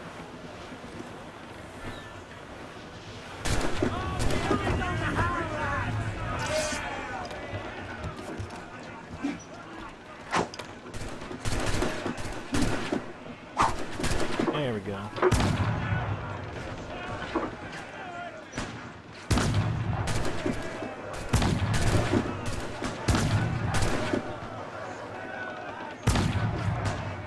Got the captain, at least. I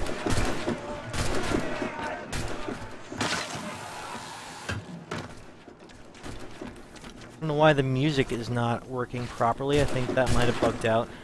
Better than the whole mission bugging out.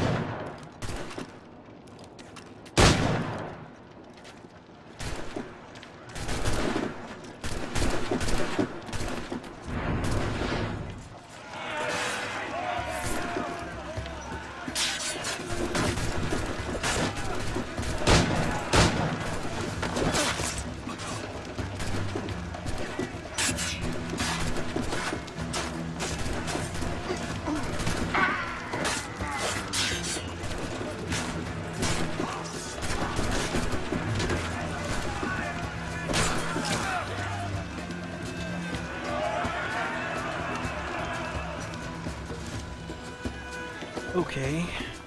Not bad. This was the 5th ship, so I wonder what the next part of the mission is going to be all about. Let me repair.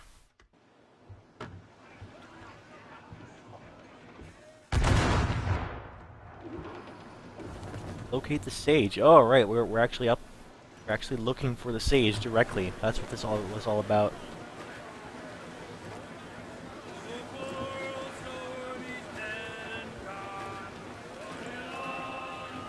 I thought we were gonna have to take down a ship called the Princess, but apparently they made they docked over in Principe. I believe that's just what we learned in general from that last mission. Don't stay long. Crew's getting restless. That they brought him to Principe. That was the information we gleaned.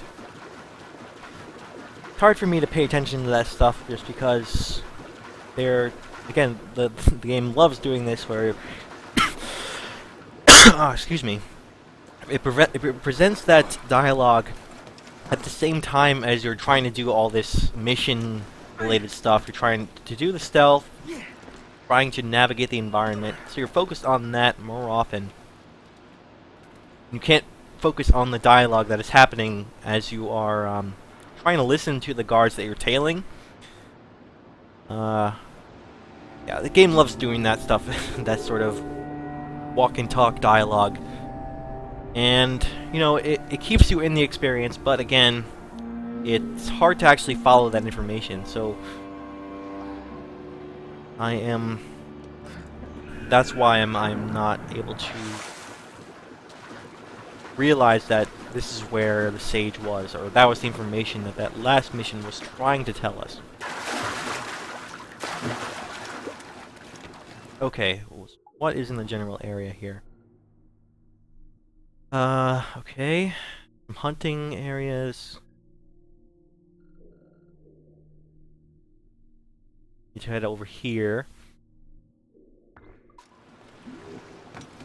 I don't think I need any more deer, so I'll just pick up these treasure chests while I'm here. Right away. Looks like the next one is up there, yeah.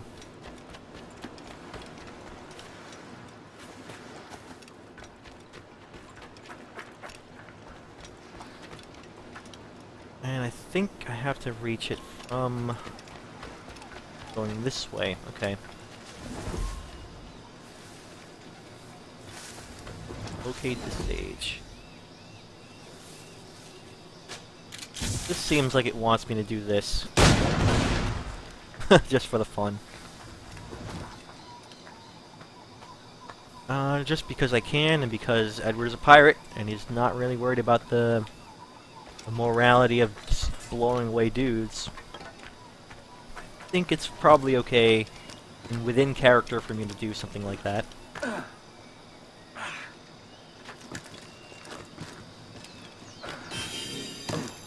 Okay, so chest here. This chest is on some sort of fort area, so I have to probably coming up.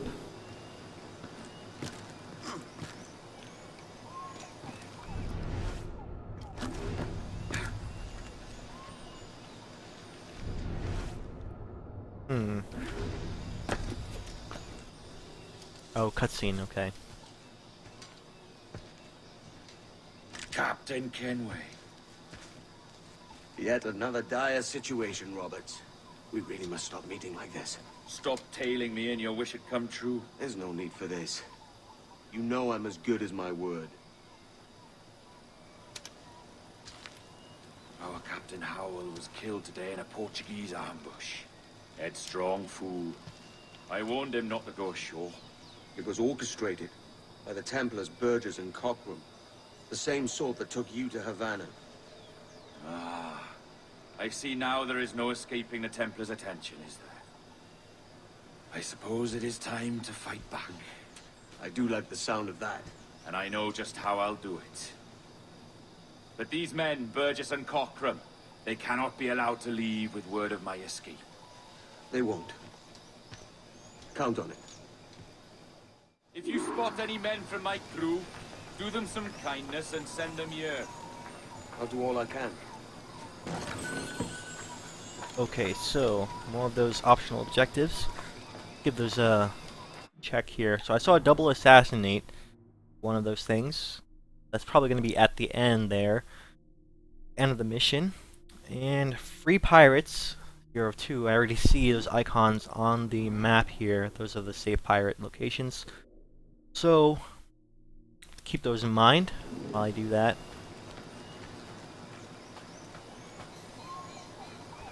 And looks like we're going over here this way.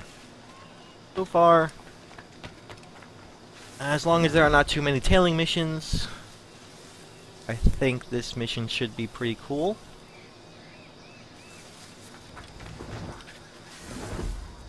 Any mission that uses stealth very well, I can always appreciate. Let's see, where is that next chest? Make sure I get that one. There, okay. I could just head over this way. I pretty much have free reign to approach this mission as in any way I like, which is pretty cool. I like you have this whole environment, this whole island area. It's fairly large, and you can navigate it as you see fit. You can head straight towards the end there, or you can explore a little bit more if you're inclined to do exploration. So I'm gonna go the exploration route. I think that's probably fine. The chest is over there. I think I might have to. I think there's any way to get past these guards here without some sort of shenanigans.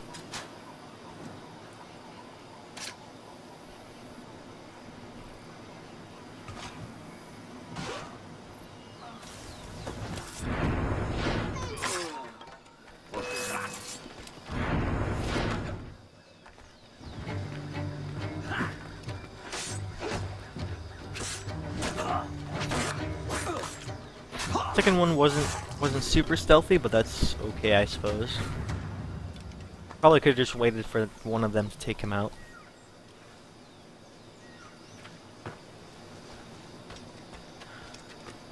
If I put it over, yeah, there's a hiding spot here. Make sure they're not spotted.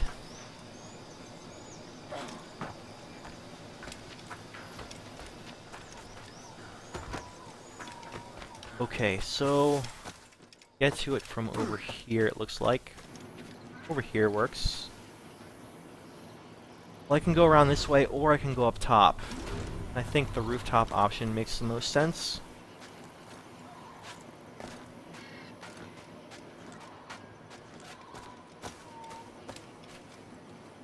I don't see any way down here.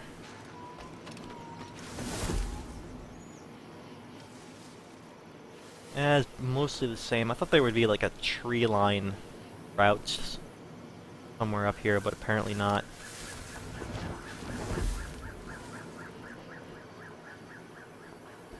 Okay, so this might be a problem. Think about how I will do this. Maybe me going the other direction would have been more stealthy.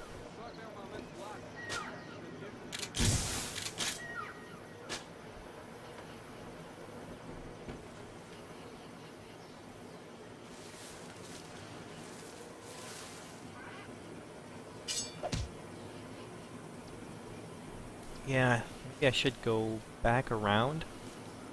Perhaps.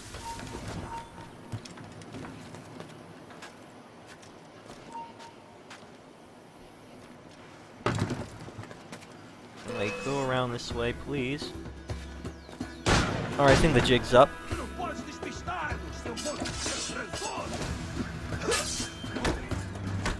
Tried to go for stealth, but can't win them all.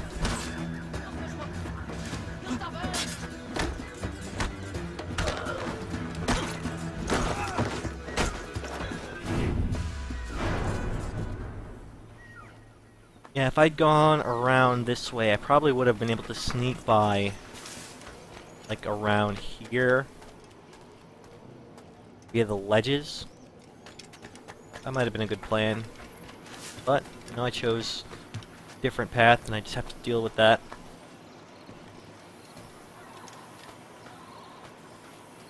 Sometimes these guys drop berserk darts, so I definitely want to loot them every single time.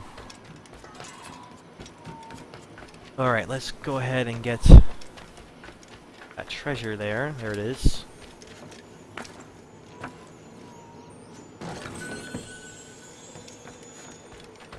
And let's see, there should be a...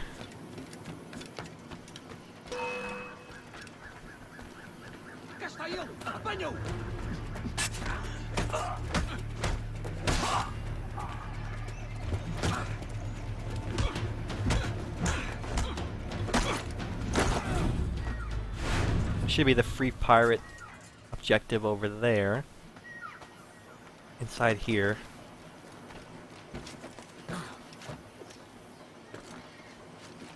Ah, here it is. So, let's see, maybe I can use smoke bombs.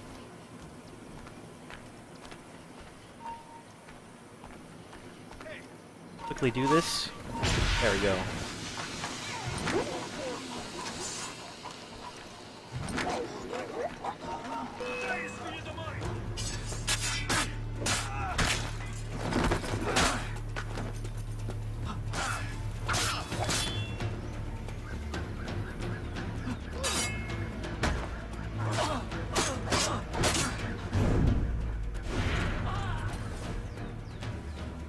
Oh, there's a dude up there, of course. Okay. There we go. That's second. That's the first free pirate. There we go. 1 out of 2. There is a. Let's see. How can I get this one? I have to dive out of it to get it. I have to do that whole thing over again. Okay. Well. Might as well. Get that out of the way. There's no way to quickly climb back up. I have to go all the way around again.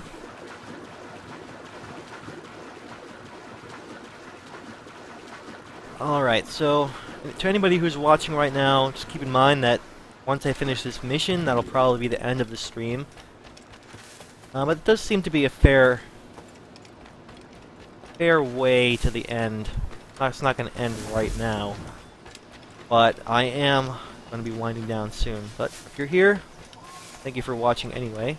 Get back where I need to go here. Up there, yeah. I do have to go all the way around for this.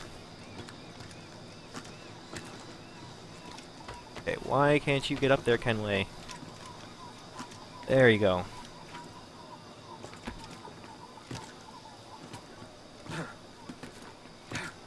Okay, he just doesn't want to reach that branch. So just climb up that tree. Okay. There you go. There you go. That's what I want you to do. Yet another example of the kind of wonky platforming that I've just been pointing out every time I see it. Just doesn't feel like I can get Kenway to do exactly what I need him to do at any given time. And I think that's just because the game is more focused on the naval stuff, the naval portion of the experience, rather than the know, the typical Assassin's Creed on-land stuff. The focus was just not in the parkour for this game. So you get that wonkiness sometimes where it feels like just not doing the right, or it's not following what you want them to do. Let's see, this one, another diving one. Oh boy, they did not place these in a natural location, in a that would allow you to, you know, approach this area in a more free-flowing fashion. In order to do this, I have to jump off and go all the way around, or at least go around like this way. Either way, it takes me out of the way. Maybe alright, well, I don't know. Makes sense to do it now rather than later. There's no quick way back up. Gotta do it. Man, whoever designed this level, they were not kind to completionists. They, I guess, they're trolling the completionists. We're trying to get these dumb glyphs. Want to get all of them? You have to jump off, go all the way around. There's apparently no other way to get back up. Might be missing something, I don't know, but I don't know, that sort of design seems a little silly to me that they would do that. We're definitely very trolly. Very trolly. Practical joke from the developers there. Putting 2 glyphs where you have to jump off and go back all the way around. This feels like, how can we make the game longer for people who are trying to get everything? Oh, let's just make them go all the way around here. And add another couple minutes to their experience. Rather than just putting it like on a beam or something that wouldn't require us to jump all the way down. Whatever, I'll just get it out of the way. Continue on.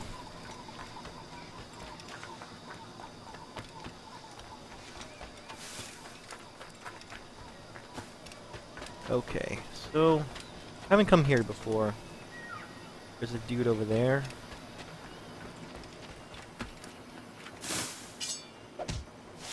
I'll go more non-lethal route.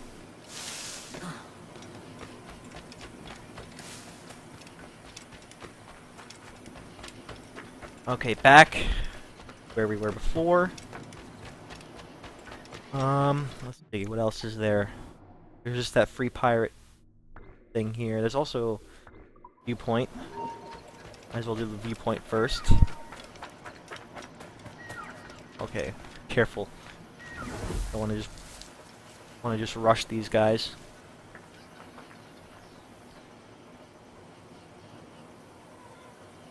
Lots of guards.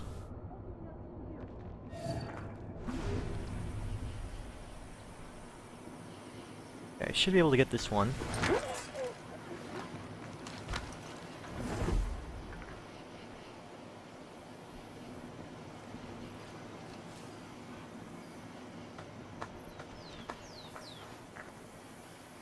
Okay, I think I can move on. Where's that? There.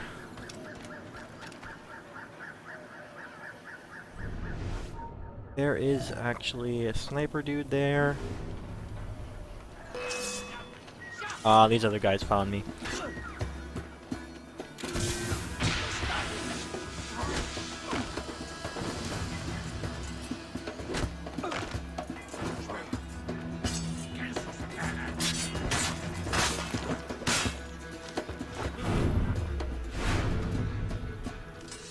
Alright, not perfect stealth, but I don't think there is a really good way to approach this area in terms of a really stealthy one.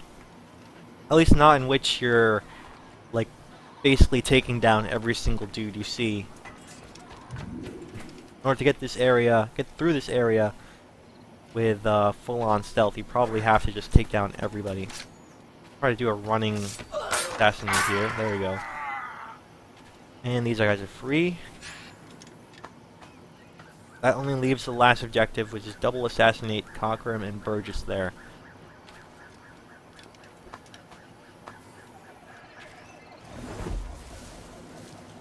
Okay, there's the viewpoint.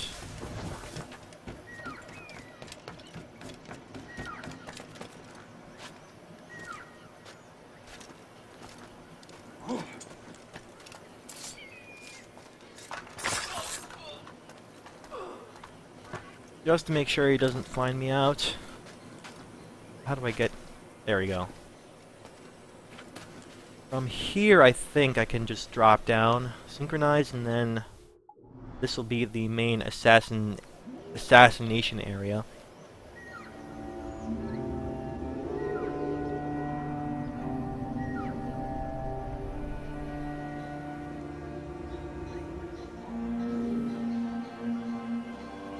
Alright, anything I'm missing?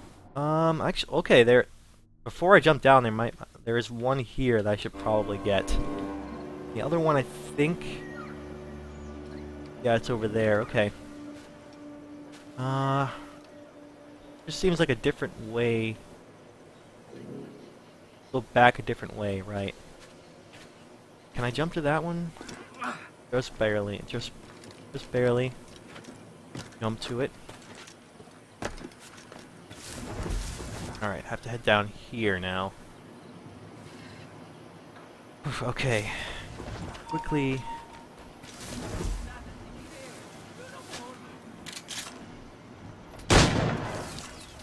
There we go. That's more like it.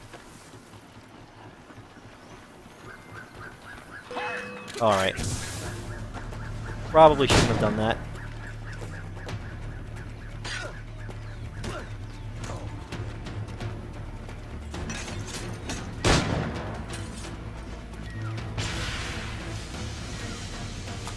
Use this to get out of the way, to get out of here.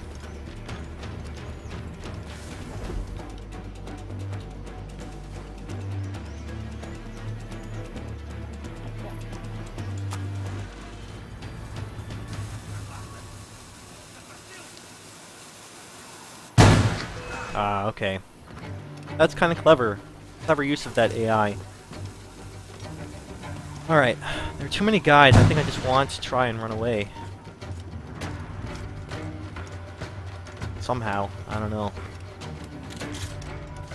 A lot of smoke bombs.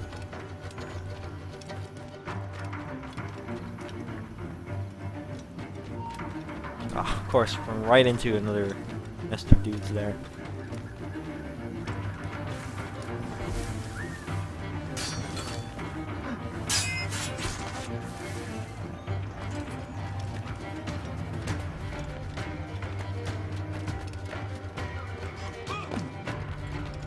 If I go this way, that'll be able to make it difficult for them to find me. No, they seem to be navigating that environment pretty well.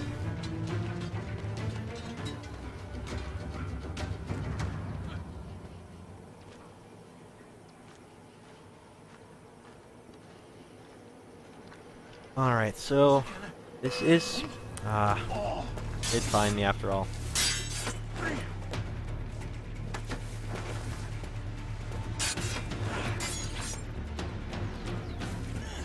I can just throw them off the cliff at least, so... There they go. See you guys.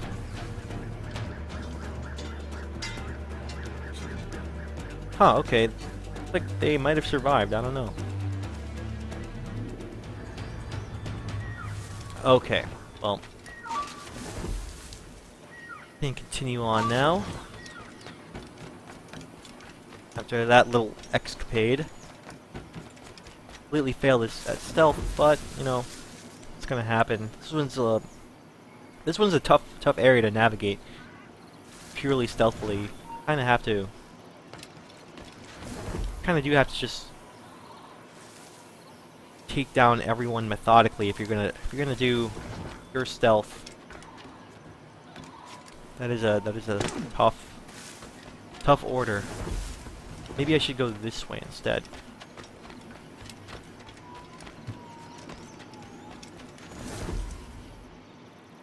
Oh, it's over there. Okay. Go around this way then.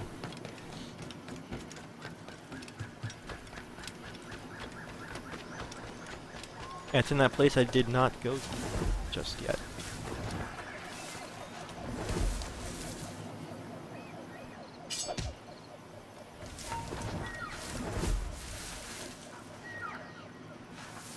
Alright, this guy will investigate and then I can take down the other guy.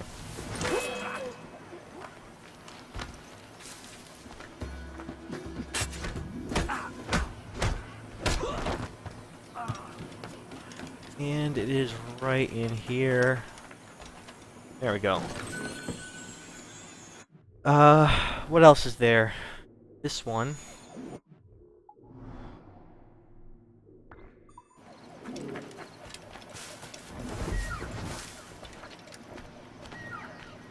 Okay, there is... What's that all about?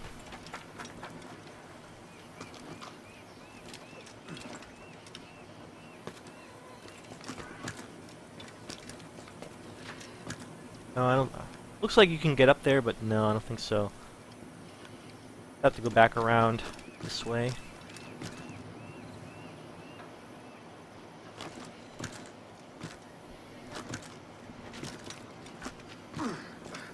Oh, it is interesting to note that there is an entire other sort of way to navigate this environment, and that's through the tree line here. Another possible way you can effectively get through.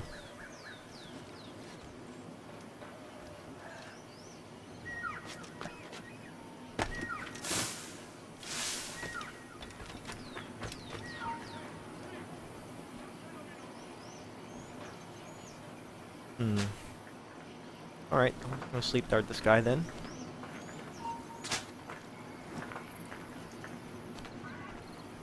Guess I have to do this one too.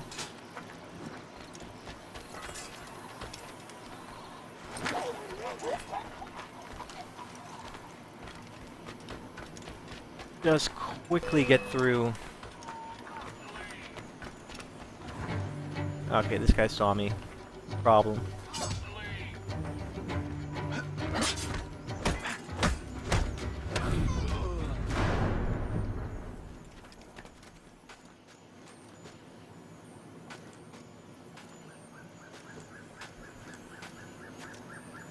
Alright, that's the last chest in this immediate area. I can move on with my life. Yay!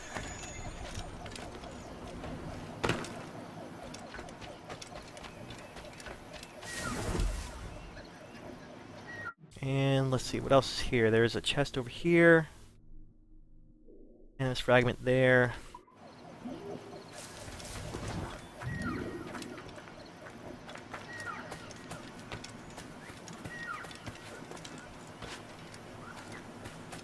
Wait for the chest, I think.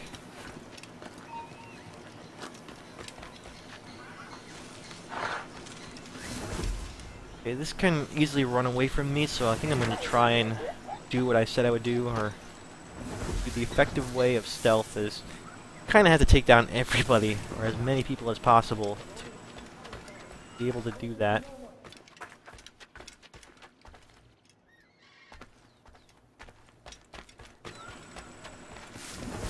Okay, it's right over here. Oh, guy sees me. Put the muscle in that box or we're leaving you behind.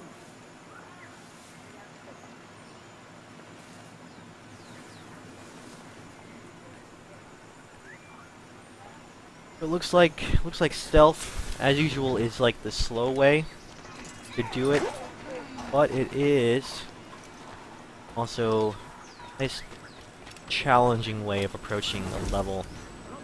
If you want slightly more challenge, I think stealth is slightly better than the combat, because of the way the combat works. It just seems like you can get the aggro of everyone around you and then simply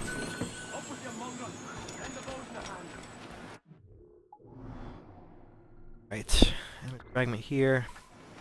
I might as well get those.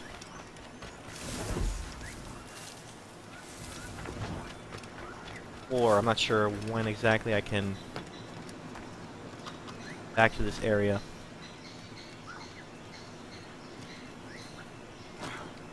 There's only what's been carried, maggot. We're not waiting on no one.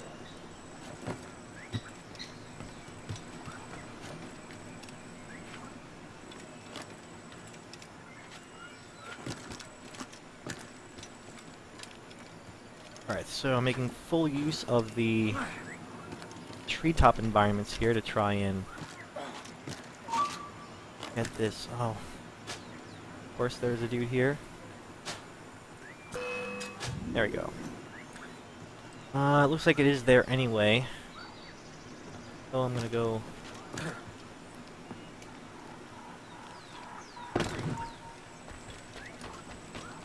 straight for it. Knock out that guy too.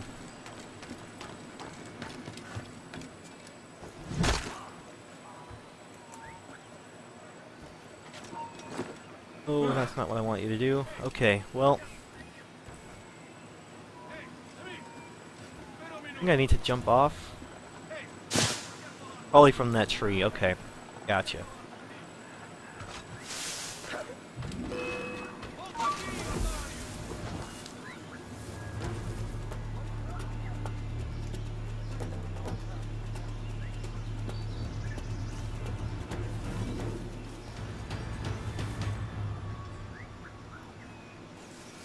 Yeah, this is a really complicated level to do in terms of... Especially if you're on a time crunch, I might want to... I need to split it up.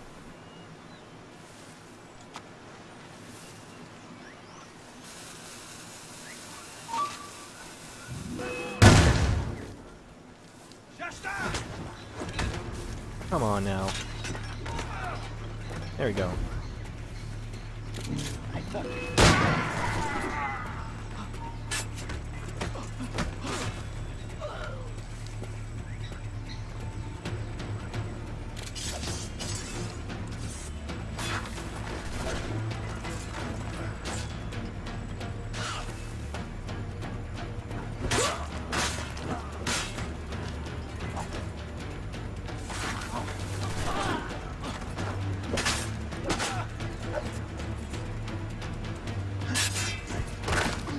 I'm just gonna let this combat happen. Just because I need to just get this out of the way.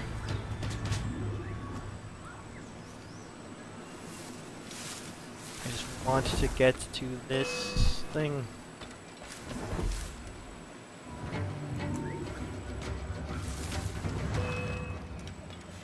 Alright, how do I best get up this tree thing? Okay, there's the way. And I can just... Not quite... How do you get that? Can't quite figure it out. It's like a puzzle in and of itself to... Maybe I have to get up here. Might be what I did wrong. Here I might have enough height to... No? Still? Okay. Well, I'll eventually figure it out.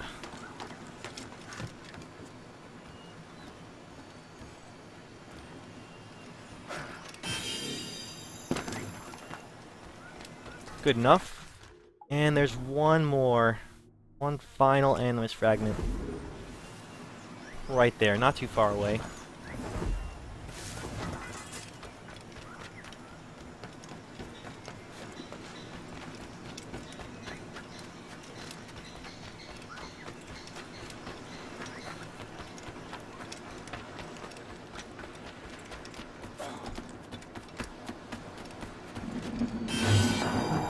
And that's all of Principe done, and looks like my targets are waiting over there.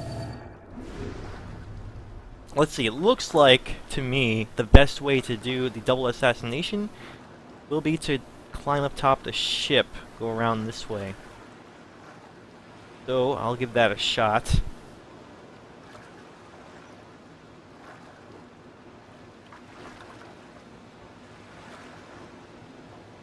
In terms of the like mission setup, can't go past this area. I have to climb if I want to climb. Do it here. Game is not letting me move beyond there. I have to actually right here.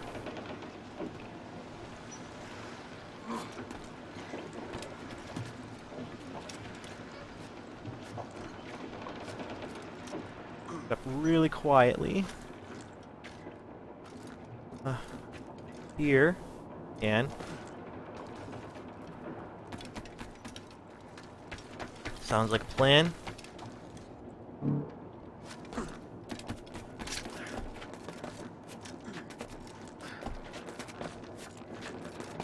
don't know why I cannot go through here.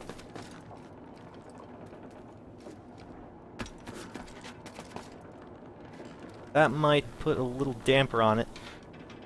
Alright,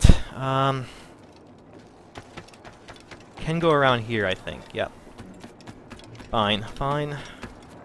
Won't let that glitch get in my way. There we go, this looks like it's perfect.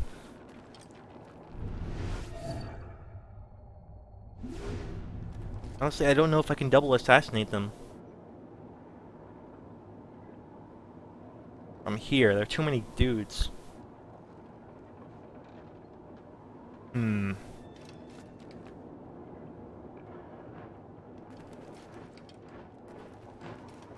See, I can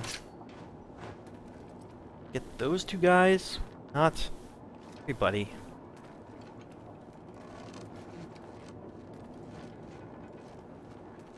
I wonder if that was done by design. Force you to approach this level a different way if you want to do the optional objective.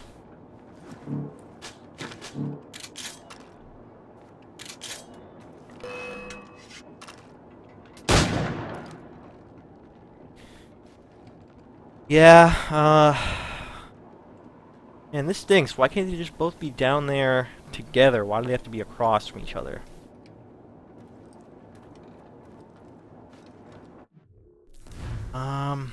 Let's see, if I reload last checkpoint, maybe that'll be the way. Allow me to do the optional objective. Okay, so all the other collectibles should be all set. Yeah, okay. Everything else is done. For some reason, due to the luck of the draw, in terms of the AI there, kind of screwed on the front of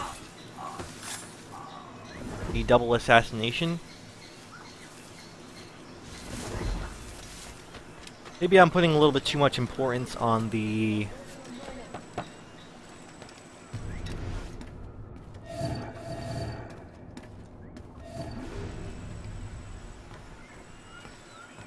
importance on the collectibles. I could just be focusing on the mission at hand. Then I would have found that opportunity to do the whole double assassination perfectly. And then I can just do the collectibles later on.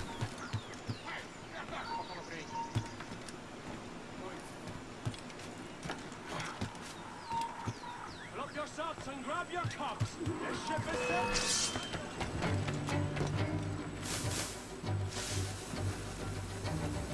Alright, that wasn't wise of me. I'm just gonna start this over again, back.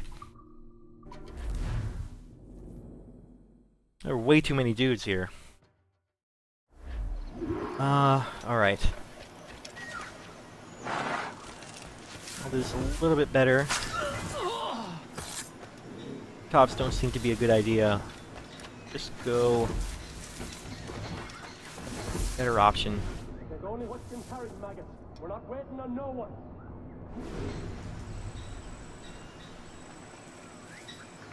Still should approach it slowly, but... caution. Put some muscle in that bustle or we're leaving you behind.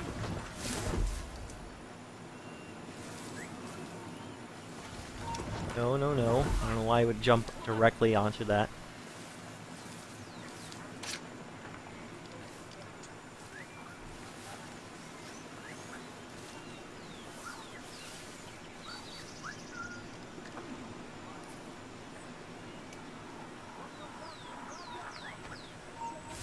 There we go. Finally. Alright, so the sharpshooter here is going to give me some trouble if I don't take him down.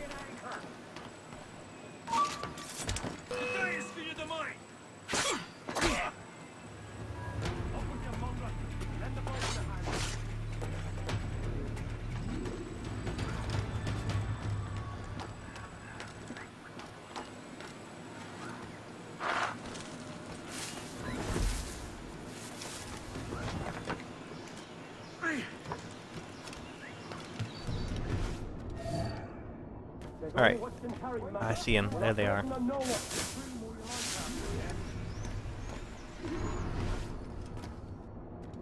Now the trick is to find an opportunity to do the double assassination. I don't know when that'll be.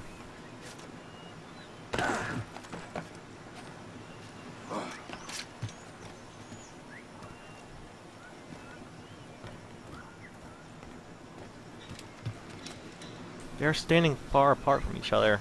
That's a problem.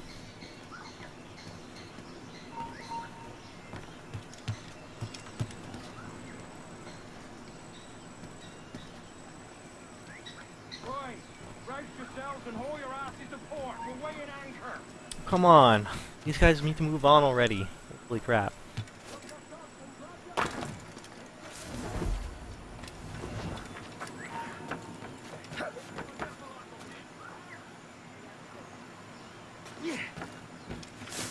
Okay, when are they going to be together? When is the moment?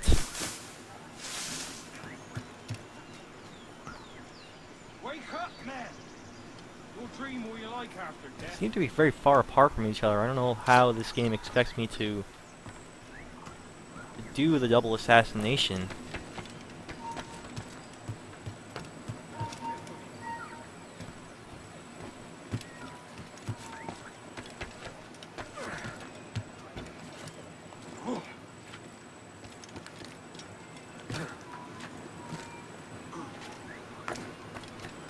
I wonder if it's a thing where you have to like get at them right away. That might be the key here. Or that's what I'm learning here. You have to like they go through the little pattern, and if you don't get to them fast enough, then you lose the opportunity to even do that objective. Because they separate from each other. Alright. Okay.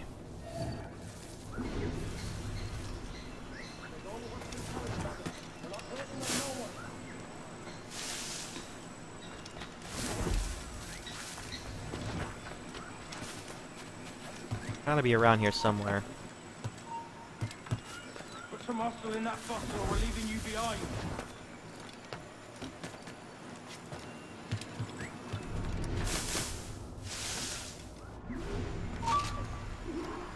There they are. Yeah, so it looks like I do have to get them right away.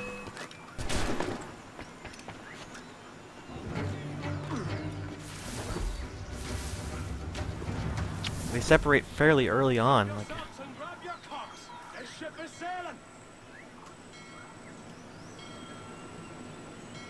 alright, what if I just, like, rush them right now? Can I get them both? Yeah, okay. Got them. Okay. My last opportunity, I think. You done us good, Kenway. Proved yourself a true bravo. And for what? His own bloody pride. You stepped in the path of my prize. Not a thing a man should do. A cocksure, Cully. Just like Hornigold said. That Templar scab means nothing to me. None of you do. And you're worse for it, Kenway. It were the Templars who took us in when all else went to shit. Not our king. Not our country. The Templars. The Templars is our family. Where's yours?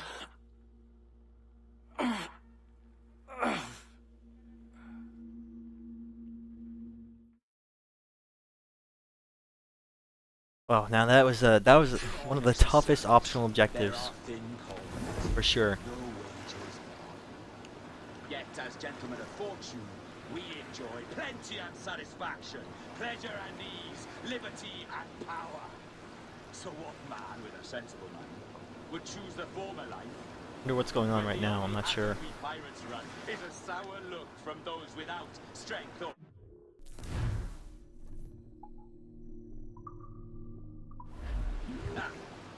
Now, I have been among you 6 weeks. In that time, I recorded your efforts made, and with so fierce a conviction that it may frighten you to see your passion. Why didn't you just reflected from escape? me in I think that might be the so case. stark a light. But I kind of want to just listen to this guy talk.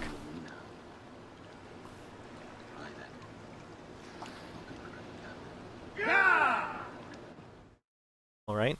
Okay. For I have dipped my hands in muddied waters, and withdrawing them, I guess that was find the it whole better to be point a of that, just to let him commander talk. than a common man.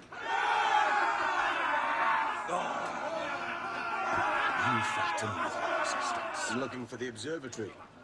Folks say you're the only man that can find it. Folks are correct. Despite my distaste for your eagerness, I see in you a touch of untested genius. I'm Bartholomew Roberts. Edward. I've no secrets to share with you now. But if you'll lend me your aid, in 2 months' time west of the Leeward Islands, well, it's there you'll get some answers, I promise you. Alright. Considering the difficulty of those optional objectives, I'm glad to get those done and over with. However, I think the whole scenario pretty well set up. So I don't know, I think the difficulty of the optional objectives just mars an overall great design. Like they because of the way the optional objectives kind of ruin the experience, to be honest. Like the whole thing is set up so that you're able to approach it as you see fit. Like it's a very large freeform environment, giving you a lot of space to navigate around.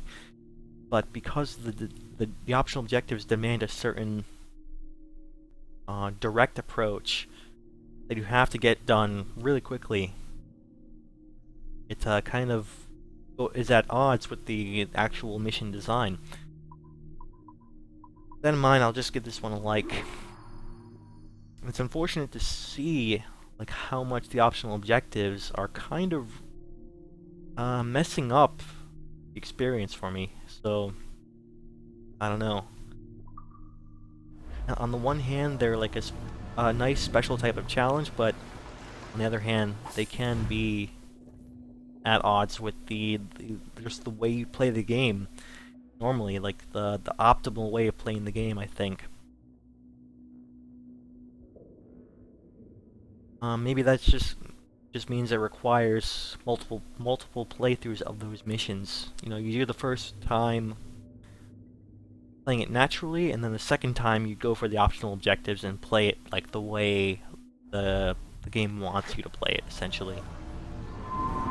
I don't know, neither way is really optimal, I think. Once this is finished, I will call an end to the stream. With scurvy, the fix is more pleasant than the cause.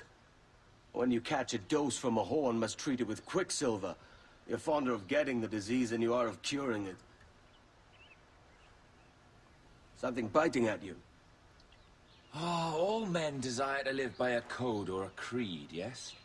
Yet when pressed, most defer to their instincts rather than the laws that bind them.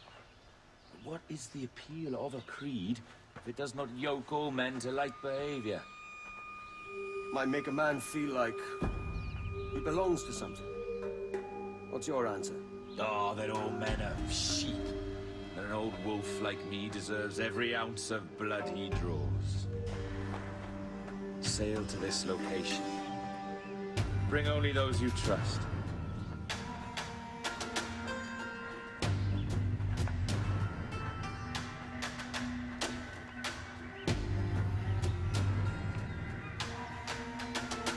Alright, well, I'd love to talk about the story developments there, or what's happening now, but I think that's all the time I have, and I will have to end the stream right here. So I'm going to cut it here. Say thank you very much for watching. And I will, yeah, I'll see you later. Until next time.